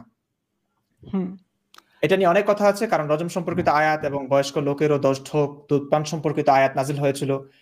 আল্লাহ রাসূল ইন্তেকালের সময় ব্যতিব্যস্ত হয়েছিলেন সবাই, সেই সময়ে খাটের নিচ থেকে একটা ছাগল এসে খেয়ে ফেলে। তো এই কারণে কোরআনে সেই আয়াতটা নাই, কিন্তু হাদিসে সংরক্ষিত আছে। এখন হাদিসে সংরক্ষিত থাকলে এটা কোরআনের আয়াত হিসেবে যেহেতু আল্লাহ নাজিল করেছিলেন, তাহলে এটা কোরআনে এটাকে সংযোজন কেন করা হয়নি? প্রশ্ন হচ্ছে এখানে, আমি এই প্রশ্নের উত্তর পাইনি। সেখানে বলা হয় আল্লাহ রসুল নিষেধ করেছিলেন, ওমর রাদিয়াল্লাহু তাআলা আনহু কিংবা কাতিবে ওয়াহী যারা ছিলেন তারা লিখতে গিয়েছিলেন যে ইয়া রাসূলুল্লাহ কোরআনে এটাকে সংযোজন করব, আপনি বলে দিন লিখবো। আল্লাহ রসুল খুব রাগ হয়ে গেলেন যে না, এটা লেখার দরকার নাই। এখন প্রশ্ন হচ্ছে আল্লাহর রসুল তো আসলে কিছুই না, আল্লাহর রসুল তো আল্লাহর হুকুম মানতে আদিষ্ট ছিলেন, আল্লাহর পক্ষ থেকে যা আসবে যা বলা হবে তিনি তাই করবেন। এখন আল্লাহ যে আয়াতটা নাযিল করেছেন বিশ্ববাসীর হেদায়েতের জন্য, একটা বিধান, এমন গুরুতর বিধান, এমন মানে যেখানে একটা মানুষের মৃত্যুর ব্যাপার স্যাপার, সেই বিধানটা আল্লাহ নাযিল করলেন কোরআনের অংশ হিসেবে কিয়ামত পর্যন্ত আগত প্রত্যেকটা মানুষের হেদায়েত স্বরূপ, সেই আয়াতটা আল্লাহর রসুল লিখতে নিষেধ করলেন। এখানে আপনি কি বলবেন? অথচ আপনি এখন যদি ইসলামী হুকুমত কায়েম হয়, শরিয়া আইন যদি, তাহলে কিন্তু এই বিধানটা কার্যকর হবে। অর্থাৎ বিবাহিত নারী পুরুষ যদি জিনা করে একদম পুরো শরীর পুঁতে রেখে তাদের পাথর মেরে মেরে হত্যা করবে। অথচ এটা কোরআনের আয়াত হিসেবে নাজিল হয়েছে, কোরআনে নাই। হাদিসের সংরক্ষণ আছে, অনেকে তো হাদিসও বিশ্বাস করে না।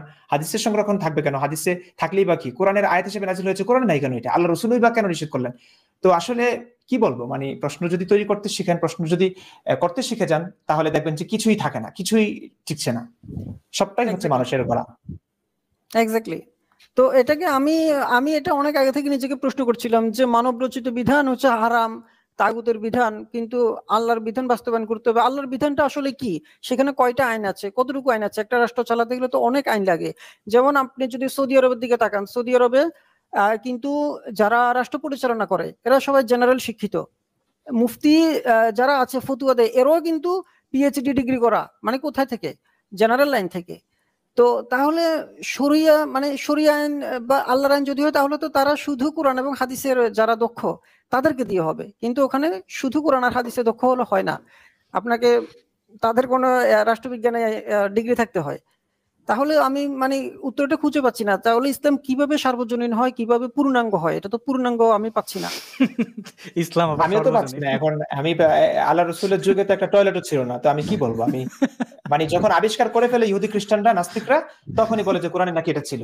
কিন্তু কোরআনে থাকলে আল্লাহ রসুল কি করলেন? এত যুদ্ধ করলেন, মানুষ মারলেন, তাদের সম্পদগুলো ছিনিয়ে আনলেন, কই তিনি পারতেন না? আল্লাহ অন্যভাবে ব্যবস্থা করতে পারলেন না সম্পদের জন্য? এবং আল্লাহ পরীক্ষা করেন, হ্যাঁ, গাজায় আল্লাহ পরীক্ষা করেন। গাজার মানুষের ইমানের পরীক্ষা তো পৃথিবীর এমন কোনো মানুষ নাই যাদের কাছে গাজার লোকের ইমানের পরীক্ষা বাকি আছে। আল্লাহর কাছে ইমানের পরীক্ষা এখনো চলতেছে। আচ্ছা আসাদ ভাই, আমি এই প্রশ্নটা আরো অনেককে করেছিলাম, আপনাকে করে। সেটা হচ্ছে, আমরা যদি ধরে নেই যে আল্লাহ নেই বা পরকাল নেই, তাহলে এখানে কিছু কনফিউশন তৈরি হয়। সেটা হচ্ছে, ফর এক্সাম্পল, আপনি নেতানিয়াহুকে ধরেন অথবা মোল্লাদেরকে ধরেন। মোল্লারা যে আমাদেরকে ব্রেন ওয়াশ করে আমাদের পকেটের টাকাগুলো তারা হাতিয়ে নিচ্ছে, এই যে ধোকাবাজি করছে, মানুষের মেয়েদেরকে ধোকাবাজি করে তাদের স্বর্ণ টর্ণ সব নিয়ে যাচ্ছে। তো আর এদিকে নেতানিয়াহু যে তো হাজার হাজার শিশুকে মেরে ফেলছে। হ্যাঁ, এটা বিচার কই কেমনে হবে? হ্যাঁ, এটা আর কি। তো বিচার তো এখন করবেন। বিচার আল্লাহ থাকলেই যে বিচার হবে এমন কোনো গ্যারান্টি আপনি পাইছেন, দেখছেন বিচার হইছে? আর আপনি ধরেন এই যে মোল্লারা টাকা পয়সা নিচ্ছে, আপনি দিচ্ছেন কেন? ওটা তো আপনার দোষ। কারণ আপনি তো বিচার কার কাছে দিবেন? দিচ্ছেন তো আপনি। তো ধোকায় পড়েন না। আল্লাহ থাকলে যে আপনি বিচারটা পাবেন তার কোনো গ্যারান্টি আছে? কেউ দেখে আসছে আল্লাহ ওই বিচার পাইয়ে আসছে ফিরে? এই যে মনে করেন, তাহলে তো ওইটা তো আরো খারাপ। শোনেন, আপনি একটা মিথ্যা সান্ত্বনা নিয়ে মরে গেলেন।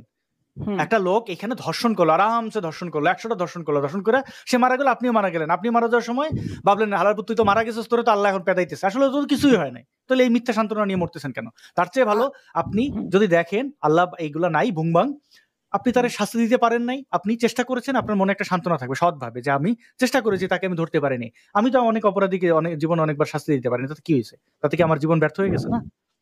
না, এখন এই যে শিশুগুলো অনেকের হাত পা চলে গেছে, এরা সারাটা জীবন কিন্তু সাফার করবে।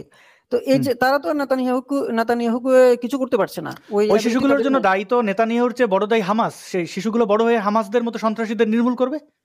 হুয়েভার, তো এই যে হামাসকে তাহলে শাস্তিটা কে দিবে? এই শিশুদের সাফারিং এর হামাসকে শাস্তি এই যে বর্তমান আল্লাহ ইসরায়েল দিতেছে। আচ্ছা, এখন আমার কথা হচ্ছে, এই যে সাফার করছে আরেকজনের কারণে, তার সান্ত্বনাটা কি হবে? বা তার সান্ত্বনা হচ্ছে যে তার বাবাদের ধৈর্য জুতা পেটা করবে যে তুমি আমার এখানে জন্ম দিছো কেন? যুদ্ধের মধ্যে যেখানে তুমি নিজে বাঁচবা কিনা তুমি জানো না, আমার এখানে জন্ম দিছো কেন? তোমার এত লাগাইতে ইচ্ছে করলে অন্য জায়গায়, অন্য পদ কেন অফকোর্স পসিবল। আমার যদি এরকম বাবা মা আমাকে এরকম যুদ্ধ বিগ্রহের মধ্যে জন্ম দেন, আমি অবশ্যই আমার বাবা মাকে প্রশ্ন করবো যে তোমাকে কেন। প্রশ্নটা করলেন, কিন্তু সাফারিংটা তো চলে যাবে না। তো আপনি কেন আল্লাহ থাকলে চলে যাবে কেমনে বোঝান? আল্লাহ থাকলে পরকালে ওইটার যে সাফারিং এর প্রতিদান দেওয়া হবে, মনে করেন যে হাজারাতে হুর দেওয়া হবে, এটা তো একটা দাবি। আচ্ছা বুঝলাম আচ্ছা ভাই বুঝলাম এগুলো দেওয়া হয়। আপনি আমার বাংলাদেশে এমন একজন মোমেন্টকে দেখান তো এটা সে বিশ্বাস করে এবং এই বিশ্বাসের কারণে সে যখন মরতে পারে দেখান তো। আচ্ছা কোনো পরিচিত মুখ, মানে অমুক কুদ্দুসউদ্দিন না, একটা পরিচিত মানে মিজানুর রহমান আজহারী, তারে বলেন তো যে আপনি তো জীবনে অনেক আমল করছেন, তো আপনি এখন আপনি তো জান্নাতেই যাবেন, তাহলে যান একটু গাজায় যায় শহীদ হন। আমি উদাহরণ হিসেবে আরেকটু বলতে পারি, আল্লামা শফি, তিনি যখন মারাত্মক অসুস্থ তিনি ইন্ডিয়াতে গেছেন, অমুসলিমদের কাছ থেকে চিকিৎসা নিয়েছেন। কেন উনি ইন্ডিয়া যাওয়ার দরকার কি? বাংলাদেশ থেকে মারা যায়, মানে বাংলাদেশের চেষ্টাটা করুক, অমুসলিমের কাছে যাবো না। বাংলাদেশে থেকে হাসপাতালে হয় নাই, মারা গেছে, ওনার তো হুররা বসে আছে তো ভাই, তারা কি বিশ্বাস করে? তারা চায় আরো 2 দিন পৃথিবীতে বাঁচতে, কারণ সে তার ওই ভরসা নাই। আচ্ছা আসাদ ভাই, এখানে প্রসঙ্গক্রমে একটা কথা যদি একটু বলি, আপনি এই যে আল্লামা শফির যে উদাহরণটা দিয়েছেন, সেটা হচ্ছে সৌদি আরবের যে আল্লামা বিন বাজ, এবং বিন বাজের পরে ছিলেন যে সালেহ আল ওসাইমিন। তো বিন বাজের ক্যান্সার হয়েছিল, উনাকে সৌদি সরকার বলেছিল যে আপনার উন্নত চিকিৎসার জন্য আমেরিকাতে যান। উনি যাননি, ডিনাই করেছেন যে এটা ইহুদি খ্রিস্টানের দেশ, ওখানে গেলে আমার ঈমান থাকবে না। এই কথাটা শুনে আমি যেটা করেছি, এবং উনি আল্লাহর উপর তাওয়াক্কুল করেছেন যে এটা রোগ আল্লাহ দিয়েছেন, আল্লাহ ভালো করবেন, আমার চিকিৎসারও দরকার নাই, উনি এরকম কথা বলেছিলেন। এটা আমি আলেমদের কাছে শুনেছি বা বই পুস্তকে পেয়েছি। এটা শুনে আমি যেটা করেছি, আমার একটা মানে মেডিকেল রিপোর্ট ছিল যেটা আমি আমেরিকা থেকে করিয়েছি প্রায় 2-3 লক্ষ টাকা খরচ করে। আমি ওই বিন বাজের কথাটা শুনে আমার এমন অবস্থা হলো, আমি কি করেছি, আমার এই রিপোর্ট গুলো পুড়িয়ে ফেলেছি, যেটা বর্তমানে আমার জন্য অনেক গুরুত্বপূর্ণ ছিল, এবং এটার জন্য এখন আমাকে সাফার করতে হচ্ছে। বলছে যে এই রিপোর্ট গুলো এখন নতুন করে আবার করা সম্ভব না, আপনাকে আবার হাসপাতালে ভর্তি হতে হবে, আবার সবগুলো অর্গানের টেস্ট করতে হবে, এটা সম্ভব না এখন, মানে ডাক্তাররা বলছে আর কি। চট্টগ্রামের ইউএসটিসি হাসপাতাল থেকে আমি এটা করেছিলাম। তো এরপরে দেখলাম যে সালেহ আল ওসাইমিন আবার আমেরিকাতে গিয়ে চিকিৎসা করেছেন। তখন আমার এই যে কষ্টটা লাগা শুরু হলো যে কিরে, বিন বাজের কথা শুনে আমি আমার রিপোর্ট পুড়িয়ে ফেললাম আল্লাহর উপর তাওয়াক্কুল করে, আবার ওসাইমিন কেন গেল আমেরিকাতে? তো যা গেছে তো গেছে। দেখেন এই হিপোক্রিটদের আমি যেটা বলছিলাম যে বাংলাদেশের মানুষও কিন্তু আল্লাহর উপরে, আল্লাহকে বিশ্বাস করে, কিন্তু আল্লাহর উপরে কোনো ভরসা নাই। দেখেন সে কিন্তু ঠিক তার দোকানটাকে ভালো করে তালা মারে, তার ঘরটাকে তালা মারে, তার মসজিদটাকে তালা মারে, ভাই জুতার সামনে নিয়ে নামাজ পড়ে, আপনি বলেন আমার সেজদা দিয়ে, মানে ভরসা কিন্তু। তো আপনি আপনার রিপোর্ট খুঁজে আপনি ওই যে হাসপাতালে করেছেন ওদের ওয়েবসাইটে থাকবে, মানে ওদের কাছে ডেটা থাকে, আপনাকে যে রিপোর্টটা দেয় না। এটা ছিল প্রায় 2011 সালের দিকে আমি এটা দেখেছি। তো যে ডাক্তার করেছিল ওই ডাক্তার আবার অন্য হাসপাতালে চলে গেছে, চট্টগ্রাম মেডিকেলে চলে গেছে। ওই ডাক্তারের যে কম্পিউটার ছিল, সেই কম্পিউটার ওই রুমে আরেকজন এসে দায়িত্ব নিয়ে উনি এটা রিসেট করে দিয়েছিলেন। তো বলেছে এটা নাই, এটা পাওয়া যায়নি। যাই হোক, তো ইসলাম কিভাবে, আমি আমার একটা বন্ধুকে পেয়েছি, সে তার জীবনের অনেক গুরুত্বপূর্ণ কিছু ছবি ছিল, ছোট কালের থেকে নিয়ে অনেক গুরুত্বপূর্ণ অনেক ইভেন্টের ছবি ছিল। একটা পর্যায়ে আলেমদের কথা শুনে যে ছবি হারাম এই সেগুলো শুনে তার সমস্ত মেমোরি ডিলিট করে দিয়েছে। পরে আবার এখন শুনতেছে যে না, ছবি হারাম না, মানে অনেক মুফতিরা ফতোয়া দিচ্ছে না হারাম না, ঠিক আছে। এখন সে ইসলামকে গালাগালি শুরু করেছে যে কিভাবে মানুষের ক্ষতি করে, আমার কত গুরুত্বপূর্ণ ইভেন্টের ছবিগুলো নাই।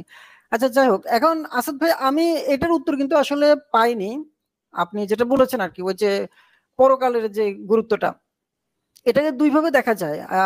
এক হচ্ছে পরকালে যদি থাকে, তাহলে কিছু মানুষ চিন্তা করে যে পরকাল যেহেতু আছে, সেহেতু আমি মনে হয় এই অন্যায়টা করলে আমাকে পরকালে যেহেতু শাস্তি পেতে হবে, আমি অন্যায়টা না করি। হ্যাঁ, এরকম কিন্তু মানুষের কাছে এরকম একটা চিন্তা আসে। এখন এখানে একটা মূল জায়গা, ভয় এবং লোভে যদি আপনি কিছু করেন, তাহলে ওইটার কৃতিত্ব ওই ব্যক্তির না। কোনো ব্যক্তি যদি পরকালের ভয়ে কোনো অপরাধ না করে, তাহলে এটার কৃতিত্ব পরকালের না। আর যদি যে করলো না, সে হয়তো এই লোকটা তো পরকালের ভয় করলো না, তো তারে আপনি যে 10 লাখ টাকা দেন, দেখবেন সে এর চেয়ে আরো জঘন্য কাজ করে ফেলবে, কারণ সে হিসাব করে দেখবে যে পরকালে নগদটা আগে নেই। তো আসলে আপনি যেটা বলতেছেন ওইভাবে টেকে না। যদি এটা টিকতো ভাই, এই যে দুর্নীতি, ঘুষ, 90% মুসলমানের দেশে মসজিদের অভাব আছে, ইমামের অভাব আছে, সবাই তো নামাজে বলছে এগুলো না করার জন্য। আজকে দেখেন সুদের কুখ্যাত সেই সুদের মহাজন ক্ষমতায় বসে আছে, কোনো আলেম ওলামা কিছু বলেন? তাদের কি কারোর পরকালের ভয় নাই? আপনি বলেন। এখন পরকালের আবার দুইটা সাইড আছে, আমি যেটা বলেছি এটা একটা সাইড আছে, আর একটা সাইড আছে পরকালের জন্যই, পরকালে বেহেশতে যাওয়ার জন্যই আবার মানুষকে হত্যা করছে। যেমন সিরিয়াতে মানুষকে হত্যা করছে কিভাবে, কি কারণে? জান্নাতে যাওয়ার জন্যই করছে। কিন্তু যেমন পাকিস্তানে শিয়া মসজিদে যে হামলা করে সুন্নিরা, কেন করে? ওদেরকে মেরে ফেললে। আমি সবই বুঝতে পারছি, এই পরকালবাজিরা বা এটা করে। দেখেন আপনার প্রশ্নের মধ্যে একটা চমৎকার উত্তর আছে। আপনি যেটা মিন করছেন যদি কেউ থাকে পৃথিবীর যে কোনো ধর্মের, যে কোনো ভাষার, যে কোনো রঙের, যে কোনো বর্ণের, যে কোনো উচ্চতার মানুষ একটা জিনিসই ভাবতে পারেন, আমার বিবেক বোধ দিয়ে আমি যদি ভাই ঠিক বেঠিক সবাই বোঝে, ঠিক বেঠিক কোনটা ঠিক না সবাই বোঝে, কোনটা চুরি সেটা আরবে হলো চুরি, বাংলাদেশে হলো চুরি, আমেরিকা হলো চুরি, চুরি কোনটা, ধর্ষণ কোনটা, খুন কোনটা, এটা কি মানুষ বোঝে না? সবাই বোঝে, সব ভাষার মানুষই বোঝে। আপনি যদি অপরাধ না করেন, মানে মরার পরে যদি দেখেন আল্লাহ না ভগবান বসে আছে, কালী বসে আছে, বা গৌতম বুদ্ধ বসে আছেন, যে বসে থাকুক না অসুবিধা নাই তো, আপনি যে কোনো নিক্তিতে যে কোনো মাপে আপনি কিন্তু বিচারটা পাবেন। এইবার আপনি যদি ধরেন একজন হিন্দু মানুষ, সে মারা গেল, তার সাথে অন্যায় হয়েছে, সে মারা গেল, সে তো বিচার পাবে না, কারণ সে তো হিন্দু, সে তো প্রথমেই জানলাম, সেও কিন্তু বিচার পাবে যদি এই জিনিসটা থাকে যে আমি কাজটা কি করছি, আমি ন্যায় করছি তো, ঠিক আছে, আল্লাহ থাকলে থাকবে, ভগবান থাকলে থাকবে। আমি তো ধরেন এই যে ধরেন আমি তো মুনাফিক না, আমি নাস্তিক, আমি বলি নাস্তিক। এখন ইমরান বিন বশির ভাই কনফিউশনে আছেন, উনি বলেন সংশয়বাদী। এখন যদি আমি যদি পিনাকি সাজি, ইমরান বিন বশির ভাই যদি আজহারি সাজেন, কথাবার্তা তো দারুণ বলেন, ওয়াজ ব্যবসা করলে কি পরিমাণ টাকা পাইতো বুঝতেছেন তো। নাস্তিকদের তুলনা করার দেখেন এই বাংলাদেশে কিন্তু সব আছে, নাস্তিকদের কাউন্টার দেওয়ার কোনো ওয়াজই নাই, দেখেন জিনিসটা। তো যদি উনি ওইটা সাজতেন, কাউন্টার দিতে পারেন আর না দিতে পারেন, সাজলেই হইলো। এই যে জাকির নায়করে বলেন এত বড়, মানে সে কি করছে, তার যোগ্যতা কি দেখবে না? আচ্ছা, আমাদের এক বীর পাইছি, পিনাকি ভট্টাচার্য, একজন হিন্দু ব্যক্তি, নাস্তিক, সে শুধু ভিডিওর আগে আলহামদুলিল্লাহ সুবহানাল্লাহ বলে তারে একদম পুরো আবু তালেব ঘোষণা দিয়ে দিছে, ওয়াজ মাহফিল করে। তো ভাই এইখানে আছে আপনার উত্তর, যে আসলে পরকাল বলে কিছু থেকে থাকলে আমি মনে করি সেখানে সবচেয়ে কম বিপদে পড়বে নাস্তিকরা। এর কারণ হচ্ছে কি, কারণ সে পক্ষ নেয় নাই, কারণ সে নিরপেক্ষভাবে এটা জাকির নায়কও বলেছে, জাকির নায়কও তার একটা ভিডিওতে বলেছে যে আমি ইহুদি খ্রিস্টান হিন্দুদের থেকে নাস্তিকদেরকে বেশি ভালোবাসি। এটা একটা তার একটা ভিডিওতে আছে। জাকির নায়ক বাটপারি করেছে নাস্তিকদের, বা এই যে ধর্ম নাস্তিকদের, ওটা হচ্ছে নাস্তিকদের, তাদের আরাম হচ্ছে যে খ্রিস্টান থেকে মানুষ যেন নাস্তিক হয়ে যায়, হিন্দু থেকে যেন নাস্তিক হয়ে যায়। হ্যাঁ, তারা যে দেশে থাকবে ওটা অমুসলিমের দেশ হলে ওটার জন্য একটু সেকুলার দেশ হয়। হ্যাঁ, ভারতে তারা সেকুলারিজম চায়, বাংলাদেশে চায় খিলাফত। তো এই বাটপার, এদের কথা না ধরি। আশা করি আপনি মানে আমার সহজ বিষয় যে আল্লাহ তাআলা আছে কিনা এটা নিয়ে আমার তো চিন্তাই নেই, এবং পরকাল আমার কাছে মনে হয় এটা একটা বোকাজ, এটা একটা সান্ত্বনা, বোকাদের সান্ত্বনা দেওয়া। আর যদি এরকম কিছু থেকেও থাকে, বিশাল একজন লোক বসে বসে তামাশা দেখতেছে, আমি তাকে প্রশ্ন করবো, জান্নাত জাহান্নাম আমার দরকার নাই, আপনি ফাজলামিটা করছেন কেন? আমার উত্তর দেন যে আপনি এগুলো কোন ধরনের পরীক্ষা? এক্স্যাক্টলি, এটা মানুষকে এভাবে কষ্ট দিয়ে আপনি কি, কেন আপনাকে এই পরীক্ষাটা নিতে হলো, এই প্রশ্নটা আমারও। হ্যাঁ, আর সে আমারে তখন করবে কি, মাইরে ফেলবে, আমি তো মরেই গেছি রে ভাই, আবার মারবে, আমি তো তখন মারাই গেছি। আচ্ছা ইমরান ভাই, আপনাকে একটা কথা বলি, এই যে মুসলিম ভাই নামে একটা লোক আসছিল না, এসে যে বলছিল ওই যে কিয়ামত কখন সংঘটিত হবে, বলেছে এই যে এই লোকটা যদি বেঁচে থাকে তার মৃত্যুর আগে কি হবে, কিয়ামত হয়ে যাবে। তো সেখানে সে বলছে এখানে ওই লোকদের মৃত্যু বুঝিয়েছে, যারা প্রশ্ন করছে তাদের মৃত্যু বুঝিয়েছে। তো এটা তো মানে একেবারে সিম্পল একটা কথা, যে একটা বাচ্চা সে বড় হতে হতে ওরা মারা যাবে, ঠিক না? তো ও যদি বাচ্চাটা বেঁচে থাকে, বাচ্চাটা যখন বৃদ্ধ হওয়ার আগে এরা মারা যাবে, কারণ এরা তো তখনই বৃদ্ধ। তো এটা ওই লোক যে এখানে মৃত্যুকে নিয়ে এসেছে, কিয়ামত মানে মৃত্যু, তো এর জন্য তো নবী হওয়া লাগে না, এই উত্তরটা দেওয়ার জন্য তো নবী হওয়া লাগে না, যে কেউ বলতে পারবে, ঠিক আছে, যে এই শিশুটা বড়। এটা বিস্তারিত আলোচনা, এগুলো আসবে, আসলে আমি তো এখানে ডিবেট করতে আসি না। আরেকটা বিষয়, যে অনেক ভালো থাকবেন, ওল্ডেস্ট গড। একটা বিষয় আমি একটু পরিষ্কার করি। প্রথম কথা হচ্ছে যে সহজ কথা সহজে বলার চেষ্টা করি, আমি চেষ্টা করি। ইমরান বিন বশির ভাইয়ের এত সমর্থক, এত মানুষ মুগ্ধ হওয়ার কথায় কেন নরম ভাবে বলেন? আমাদের এখানে আমরা দেখি অনেক মানুষ, ধরেন আমি একটা পশ্চিমের দেশে আছি, একটু ফটো করে ইংরেজিতে 2-3টা বলে ফেললাম, কিন্তু যার সাথে কনভারসেশনটা হচ্ছে এটা তো ঘরোয়া না, বুঝলেন জিনিসটা? এটা একটা পাবলিক প্ল্যাটফর্মে। এই যে আপনি যে প্রশ্নগুলো করেছেন, ওল্ডেস্ট গড, কি সুন্দর চমৎকার প্রশ্ন, মানে মানুষের চোখের সামনে এই জিনিসগুলো ঘটে। এখন আপনি যদি উগান্ডার মানুষ হরিণের মাংস কেমনে রান্না করে, এটা যদি আমরা এখানে ব্যাখ্যা করি 8 ঘন্টা, কেউ কিন্তু ইন্টারেস্ট ফিল করবে না। এই মুহূর্তে আমাদের 5000 লোক দেখছেন, ওখানে দেখবেন অর্ধেক লোক চলে গেছে। কারণ কি? কারণ সে কোনোদিন উগান্ডায় যায় নাই, তার কোনো প্ল্যানও নাই, ওইখানে হরিণ খাক আর কি খাক এটা তার ব্যাপার না, ঠিক কিনা? তো এই কিছু যারা একটু ইসলাম প্রচারকদের মধ্যে একটু বুদ্ধিশুদ্ধি আছে, তারা করে কি, এই ধরনের ঝামেলায় যায় না, তারা চুপচাপ থাকে, সে তার মতো করে প্রশ্নের উত্তর খুঁজতে থাকে। আর কিছু ফাতরা, সে জানে না 2 লাইন, এসে আপনাকে বিভিন্ন ফিলোসফিক্যাল টার্ম দিয়ে বোঝাবে যে আচ্ছা সে ফিলোসফির অনেকগুলো শাখা জানে, এবং আপনি তার সাথে এন্টারটেইন করেন, তার সাথে ওই ফিলোসফিক্যাল টার্মে আপনি ঢুকে তার সাথে অনেকক্ষণ বলবল করলেন, কিন্তু আপনার সামনের অডিয়েন্স কিছুই বুঝলো না। তো লাভ হইলো কি? সে আপনার ক্ষতি করলো না লাভ করলো? এরা আসে এই ফাতরামিগুলো করতে। সুতরাং আমার মনে হয়, দেখুন ভাই, সাজ্জাদুল আলা শান্ত ভাই প্রাইভেট একটা চ্যাট করেছে, আলোচনার মুরদ নাই, পড়লেও সফল।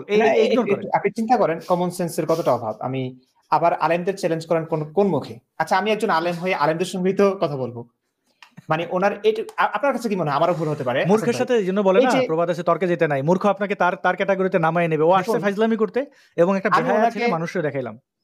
আমি ওনাকে আওয়ারুল আইনের অর্থ জিজ্ঞেস করেছি, উনি বলতে পারলেন না। উনি আবার কি সমস্ত ইংলিশ বললেন, এটা আমি সহজ সরল স্বীকারোক্তি ভাই আমি জানি না এটা কি ছিল, কারণ আমাদের মাদ্রাসায় এত বছর পড়াশোনা করেছে, আমাদের ভাই আমি আপনাকে প্রশ্ন করছি যে আপনি কি লজিক এই যে ডিবেট করতে আসে না তার ইসলাম কিন্তু ডিবেটকে এলাও করে না। বললে এই যে শব্দটা যে উচ্চারণ করলেন তিনি ইংরেজিতে, হ্যাঁ এটা জানি না কি, এটা আমাদের প্রিয় নবীজি কি জানতেন? ইসলাম অনুযায়ী কি এই শব্দটার ব্যাখ্যা বিশ্লেষণ করতে পারবে? নবী যেটা জানতেন না, আল্লাহ যেটা জানতেন না কোরআন হাদিসে, কোন হুজুর যেটা জানেন না, হ্যাঁ সেটা আমি কিভাবে জানবো? তা আমি তো ইসলাম নিয়ে প্রশ্ন করবো। ভাই আমি বলি, আপনি এটা মাথায় রেখে নিয়েন, আমার এটা দীর্ঘদিনের মানে আমি আমার মানসিকভাবে অসুস্থ লাগে যেটুকু কমন সেন্স আছে। দেখেন এটা কেন করে, আপনি তার মনস্তত্ত্ব বোঝেন। আপনি যখন এখানে একজন লোকের সাথে ইংরেজিতে যদি বা আরবিতে যদি, একটা ভালো আপনার জন্য উদাহরণ, আপনি একজন আরবিতে এক্সপার্ট লোক, একজন এখানে এসে আরবিতে আপনার সাথে অনর্গল আধা ঘন্টা কথা বললো, আমরা কেউ কিছু বুঝলাম না। আপনি ইমরান বিন বশির একজন সংশয়বাদী হিসেবে অনেকের কাছে নাস্তিক হিসেবে পরিচিত, আর যে আসলেন সে হয়তো মামুনুল হক বা কেউ একজন শুধু সে ইসলামে বিশ্বাসী, এটা বললো তো এই আধা ঘন্টায় কে কি বলছেন, ওই এখানে যারা মুসলিমরা দেখবে তারা ভাববে আরে আরবিতে যেহেতু বলছে আমাদের ভাই, ধরেন রাফি একজনের নাম, রাফি ভাই শ্রেষ্ঠ, ইমরান বিন বশিরের দাঁত ভেঙে দিছে। আসলে ও বলো তো নিজেও বোঝে না কি হয়েছে। তো ওই যে রাফি একজন, আপনি আরবিতে আধ ঘন্টা কথা বলে তাকে যে এন্টারটেইনটা করলেন, আপনার লাভ হলো না ক্ষতি হলো? আপনার ক্ষতি হলো, কারণ এই অডিয়েন্সরা তার কিছুই বোঝে নাই। তো এই ফাত্রারা আসে আপনার সাথে ফিলোসফিক্যাল কয়েকটা টার্ম দিয়ে, আপনি আপনি বলবেন না আমি তো এটা জানি না, তো বলে আচ্ছা জানেন না, ও এটা জানেন না, নাস্তিক হয়ে গেছেন, দেন আমি শিখাই, মানে ভাবটা ধরবে কি? এই যে আপনি তাকে আরবি নিয়ে আপনি প্রশ্ন করেন, আপনি ইসলামিক গ্রন্থ নিয়ে প্রশ্ন করেন, সে ওখানে যাবে না, সে অন্যদিকে ছুটে, মানে সে আপনাকে আসলে মূলত তার গায়ের কাদা আপনার গায়ে মাখাতে, এখন কাদা আলা তার তো আর যোগ্যতা কিছু নাই, সে তো জীবনে মানে ধরেন আপনি সে একটা বিশাল কিছু, তো আপনার একটা ভিডিও সে ডিবাঙ্ক করুক, এইটা এরকম সেটা আলোচনায় আসুক। এই যে পাগল ছাগল আছে, মানে তাদের যে এই পালের যে গোদা কি যেন নাম, এই মুশফিক মিনার, তারই মানে সে কাঁপে, আসে না এখন আর ডিবেটে কোথাও না, দৌড়ের উপরে থাকে। বা তাদের ওই যে ওরা কয়েকটা ডিবাঙ্ক করছিল। আচ্ছা রাহুলের ওই যে রাহুল নামের একটা ছেলে আছে না ব্যবসায়ী, এই ধর্ম ব্যবসায়ী, ওর ওখানে যাই দেখেন আপনারা নিজে কাউন্টার দিছে, আমি আগে দেখছিলাম, মানুষও এন্টারটেইন কিছু বুঝেই নেও কি বলছে, মানে তো তুই একটা সফল হ এটা জিনিসটা, তারপরে আয় যোগ্যতা নিয়ে আয়, তোর ইয়ে কি ব্যাকগ্রাউন্ড কি। তো এই ফাত্রারা আসে, তারপরেও আমি যেহেতু গণতান্ত্রিক ইয়াতে মানে ক্রম অনুযায়ী আমি সবাইকে অ্যাড করি, তাই তাকেও অ্যাড করেছিলাম, ফাত্রামি করেছে বের করে দিয়েছি, যার যেটা, এদের এইভাবে লাথির উপর রাখবেন। এদের এই জন্য আসিফ ভাই করেনি যে খামারি বলেন না, আমি আগে কষ্ট পাইতাম যে এই যে খামারি আরো কি যেন বলেন, চুনাহাগা, এগুলো বলতেন আমার কষ্ট হলো। আমি দেখছি যে যেমন এদের আসলে আপনার 3 ঘন্টা লস করার পরে আপনি বুঝবেন যে আরে 3 ঘন্টা খাইয়ে ফেললো, আবার এখানে নাকানি চুপানি খাই গেল, এর লোকরা বলতেছে ভাই যেহেতু বলছে ইংরেজিতে ভালোই বলছে। তো এই নির্বোধ আর নির্বোধদের অনুসারীদের এন্টারটেইন করে। ব্যাপার হচ্ছে ধরুন আমার ফিকা নিয়ে আলোচনা হবে, এখন আপনি ফিকা সম্পর্কে কিছুই জানেন না, হ্যাঁ, তা আপনি তো ফিকা নিয়ে আলোচনা করতে পারবেন না, বুঝবেন না, তা আপনি শুরু করে দিলেন মনে করুন জীববিদ্যা নিয়ে আলোচনা, জীববিদ্যা সম্পর্কে যা যা জানেন এখানে ছেড়ে দিলেন, তো এখানে আমি বুঝতে পারছি না জীববিদ্যা সম্পর্কে আবার আমি জানি না, তো বাস উনি জিতলেন, কারণ ওনার কথা তো আমি বুঝি নাই। জীববিদ্যা জানেন না কারণ কোরআনে সবকিছু আছে, মানে কি ব্যাপার। ওকে সুমন আপনি আছেন। জি, আমি যেটা বলতে চাচ্ছিলাম যে কোরআন এবং হাদিসের যত আয়াত আছে এর মধ্যে ভায়োলেন্স যদি আমি হিসাব করি, যদি কোরআন এবং হাদিসের যত ভায়োলেন্স মানে আক্রমণাত্মক যে আয়াতগুলো আছে সেগুলোকে যদি 100% ধরি, তাহলে কোরআনে কত পার্সেন্ট পড়বে এবং হাদিসে কত পার্সেন্ট পড়বে আর কি, এইটাই প্রশ্ন। জি মুফতি ইমরান বিন বশির ভাই আপনি যদি। কোরআন তো সংক্ষিপ্ত, আসলে কোরআন খুবই সংক্ষিপ্ত। কোরআনের এমন আয়াত আছে যেগুলো আসলে কোনো মানব জাতির জন্য না, কোনো মানুষের জন্য না, শুধু নবীর জন্য। মনে করুন কোন একজন দাসীর সঙ্গে সেক্স করে ধরা খেয়েছেন, তার স্ত্রী অসন্তুষ্ট হয়েছেন, তখন দাসীর সঙ্গে আর সহবাস করবেন না বলে প্রতিশ্রুতি দিলেন, হারাম করে নিলেন, তখন আল্লাহ আয়াত নাযিল করলেন যে আপনি কেন এটা হারাম করলেন নিজের জন্য, দাসীর সহবাস তো আপনার জন্য বৈধ করেছে, আপনি করুন। আচ্ছা এখানে কি কোনো মানুষের জন্য হেদায়েত আছে?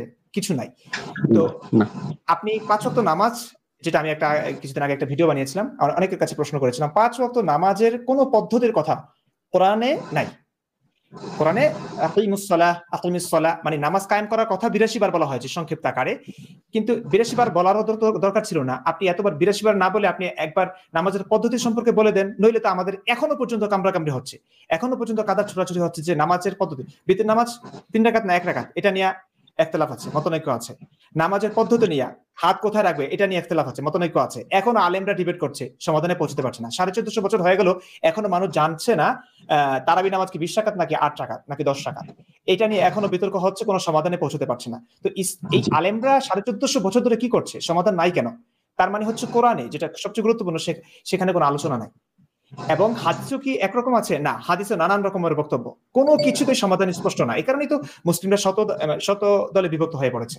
এখন আপনি যদি বলেন ভায়োলেন্সের আয়াত কিংবা হাদিস কোথায় বেশি, কোরআনে অনেক আয়াত আছে একদম স্পষ্ট, তবে কোরআনে একবার থাকলেই যথেষ্ট। যেমন আপনি যাকাতের নাহর অর্থাৎ কোরবানির কথা কোরআনে কয়বার আছে? একদম কম। রোজার কথা প্রত্যেক বছর যেটা ঘুরে ফিরে আসে, সেই রোজার কথা 1-2টা আয়াতে আছে, এর বেশি নাই, একটা জায়গায় আছে। এত গুরুত্বপূর্ণ তো। কিন্তু জিহাদের কথা কোরআনের নানান জায়গায় ছড়িয়ে ছিটিয়ে আছে, অনেকবার, অনেক ভাবে, অনেক সুন্দর নিখুঁত বিবরণে। কিন্তু হাদিস এর চাইতে বেশি, কারণ হাদিসে কোরআনের এই আয়াতগুলো যেহেতু আছে, একবার থাকলে যথেষ্ট, সেখানে একাধিকবার আছে, একাধিক জায়গায় আছে।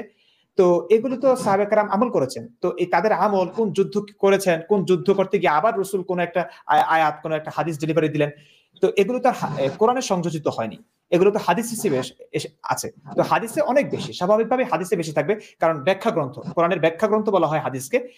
কোরআনে যেটা সংক্ষিপ্ত আকারে অস্পষ্টভাবে লেখা হয়েছে, সেটার বিশদ বিশ্লেষণ হাদিসে আছে। তো হাদিসে তো বেশি থাকবে স্বাভাবিক, কিন্তু কোরআনে যে কম আছে তা না।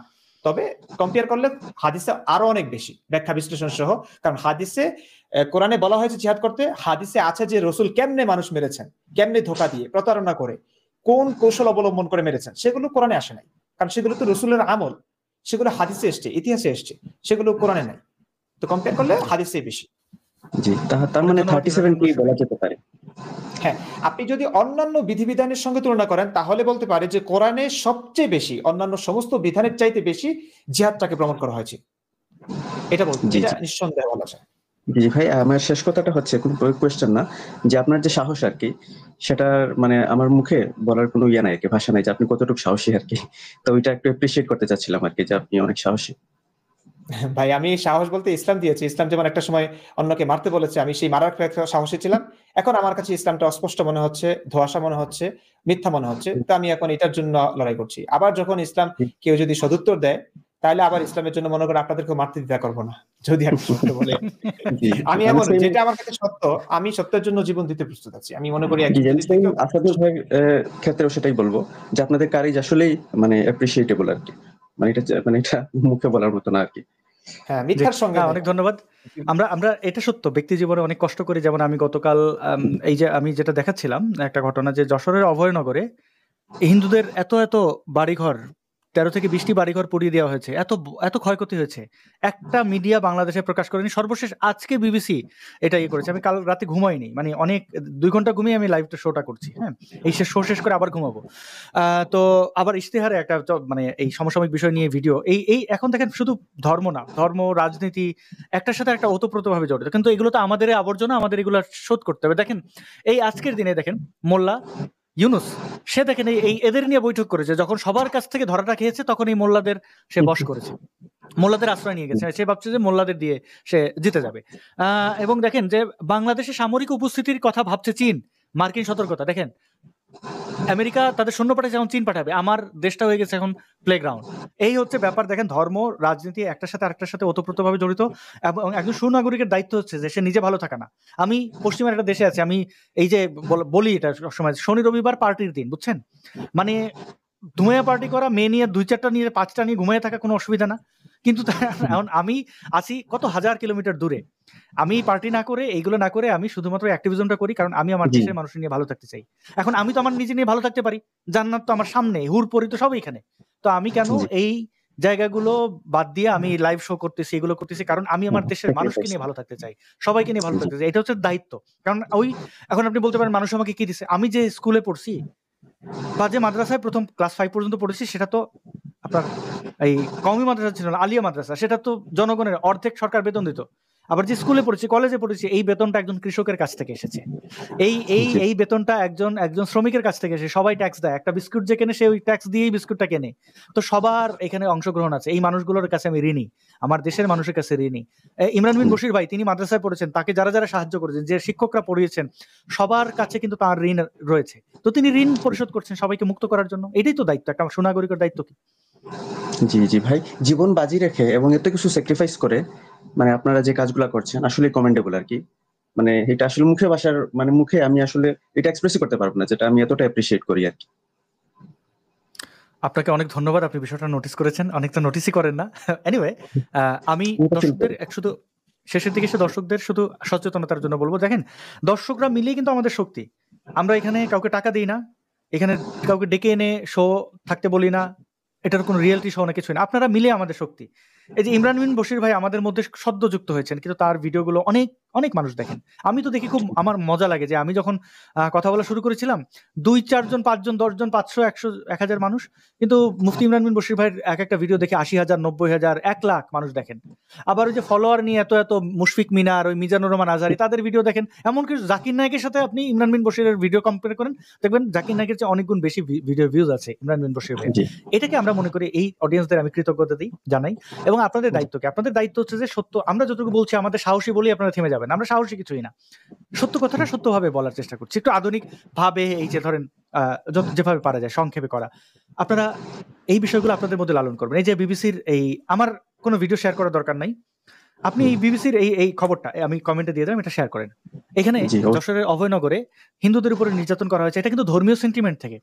বিএনপির একজন যুব দল কর্মীকে মাছের ঘের নিয়ে মারামারি হয়েছে, তাকে হত্যা করে ফেলছে, যার পরিবার এই যুবদল বা ওই আরো ইসলামিস্টরা মিলে যে হিন্দুদের বাড়িঘর সব ভাঙচুর লুটপাট করে ফেলেছে। হিন্দুরা এখানে করলো কি? বিএনপির এক গ্রুপের সাথে আরেক গ্রুপের মারামারি হিন্দুদের, কারণ যত রাগ ডাক এই যে ধর্মীয় চিন্তা থেকে, এই তুই হিন্দু এখানে কেন, একটা কুকুর দেখলে লাথি মারে, কুকুরটা করছে কি তোমার, এই চিন্তা থেকে বের হয়ে আসতে গেলে আমাদের সামাজিক সচেতনতা দরকার। সামাজিক সচেতনতা আমি, আপনি, আমরা সবাই মিলে করতে পারি। আমি আশা করবো সেই সামাজিক দায়িত্ব, নাগরিক দায়িত্ব সবাই পালন করবো। জি জি জি। আর আরেকটা জিনিস একটু মেনশন করবো, যে বিদেশে আছেন বলেই যে কেউ যদি মনে করে যে আপনারা খুব সেফ হয়ে গেছেন বা খুব আরামে আছেন, নিশ্চিন্তে আছেন, সেটা কিন্তু না। আসলে অনেক রিস্ক নিয়ে আপনারা কিন্তু কাজ করতেছেন, অনেক রিস্ক নিয়ে আপনারা কাজ করতেছেন। জি না, রিস্ক তো আছে। হ্যাঁ, সালমান মমিকাকে কয়দিন আগে মেরে ফেললো, সালমান রুশদির উপরে নিউ ইয়র্কের মতো এত মানে আমেরিকার যেগুলো সিকিউর স্টেটের মধ্যে নিউ ইয়র্ককেও ধরা হয়, সেখানে এরকম হয়ে গেল। মানে ওয়েল, ওইটাই আর কি, ওইটাই আমার খুব ভালো লাগে, আমি এটা অ্যাপ্রিশিয়েট করি আর কি। Thank you for your time. Thank you so much Imran Bin Bashir ভাই, কৃতজ্ঞতা। মুফতি মাসুদ ভাইয়ের আজকে টেকনিক্যাল প্রবলেম ছিল, মাসুদ ভাইকেও কৃতজ্ঞতা জানাই, উনি যত নেই। এবং দর্শক বন্ধুরা, আপনাদেরকে ধন্যবাদ এবং কৃতজ্ঞতা জানাই। এই এত রাতে আপনারা কয়েক হাজার মানুষ আপনাদেরকে দেখছিলেন, এই জন্য আমার পক্ষ থেকে, আমাদের পক্ষ থেকে ধন্যবাদ জানান। মুফতি ইমরান বিন বশির ভাই, শেষ বক্তব্য যদি আপনি রেখে আমাদের দর্শকদের জন্য লাইভটা শেষ করতেন। অলরেডি অনেকক্ষণ বিরক্ত করেছি, এতক্ষণ সঙ্গে থাকবার জন্য, সহ্য করবার জন্য অসংখ্য ধন্যবাদ, কৃতজ্ঞতা আপনাদের কাছে। ভালো থাকুন, সুস্থ থাকুন, আর কিছু বলার নেই। জি, এবং শান্ত সর্বশেষ ব্যাকস্টেজে শেষ পর্যন্ত ছিল, চলে গেছেন। ওনার সুস্থতা কামনা করে। অনেকেই বলছেন উনি এক সময় মুক্ত মনা হয়ে যাবেন, আমার মনে হয় না, কারণ মানে মুক্ত হওয়ার জন্য নিজের ভেতরটা মুক্ত করতে হয়। প্যাচ কুটো কৌশল এটা দিয়ে হয় না। আমি যখন ধার্মিক ছিলাম কখনো কুটো কৌশলে আশ্রয় নিইনি। সত্য মিথ্যা যেটা সত্য, যেটা মন থেকে বিশ্বাস করি সেটাই করেছি। 5 ওয়াক্ত নামাজ পড়েছি, কেউ জিজ্ঞেস করলে এত পেঁচাইনি, আমি 5 ওয়াক্ত আল্লাহকে বিশ্বাস করি, নামাজ পড়েছি। ওই ধানাই ফানাই করা লোক কখন আসলে সে গোলে ফিরতে চায় না, কারণ সে সারাক্ষণ ধানাই ফানাই নিয়ে ব্যস্ত থাকে। তারপরে শুভকামনা, ভালো থাকুক সবাই মিলে। আমরা আমাদের সমাজ, তিনি আমাদের বাংলাদেশের নাগরিক, বা তার মতো আরো যারা জঙ্গি টঙ্গি আছেন, যারাই বিচ্ছিন্ন, এরা আমাদের বাংলাদেশের নাগরিক, আমাদেরই ভাই ব্রাদার। ভালো থাকুক।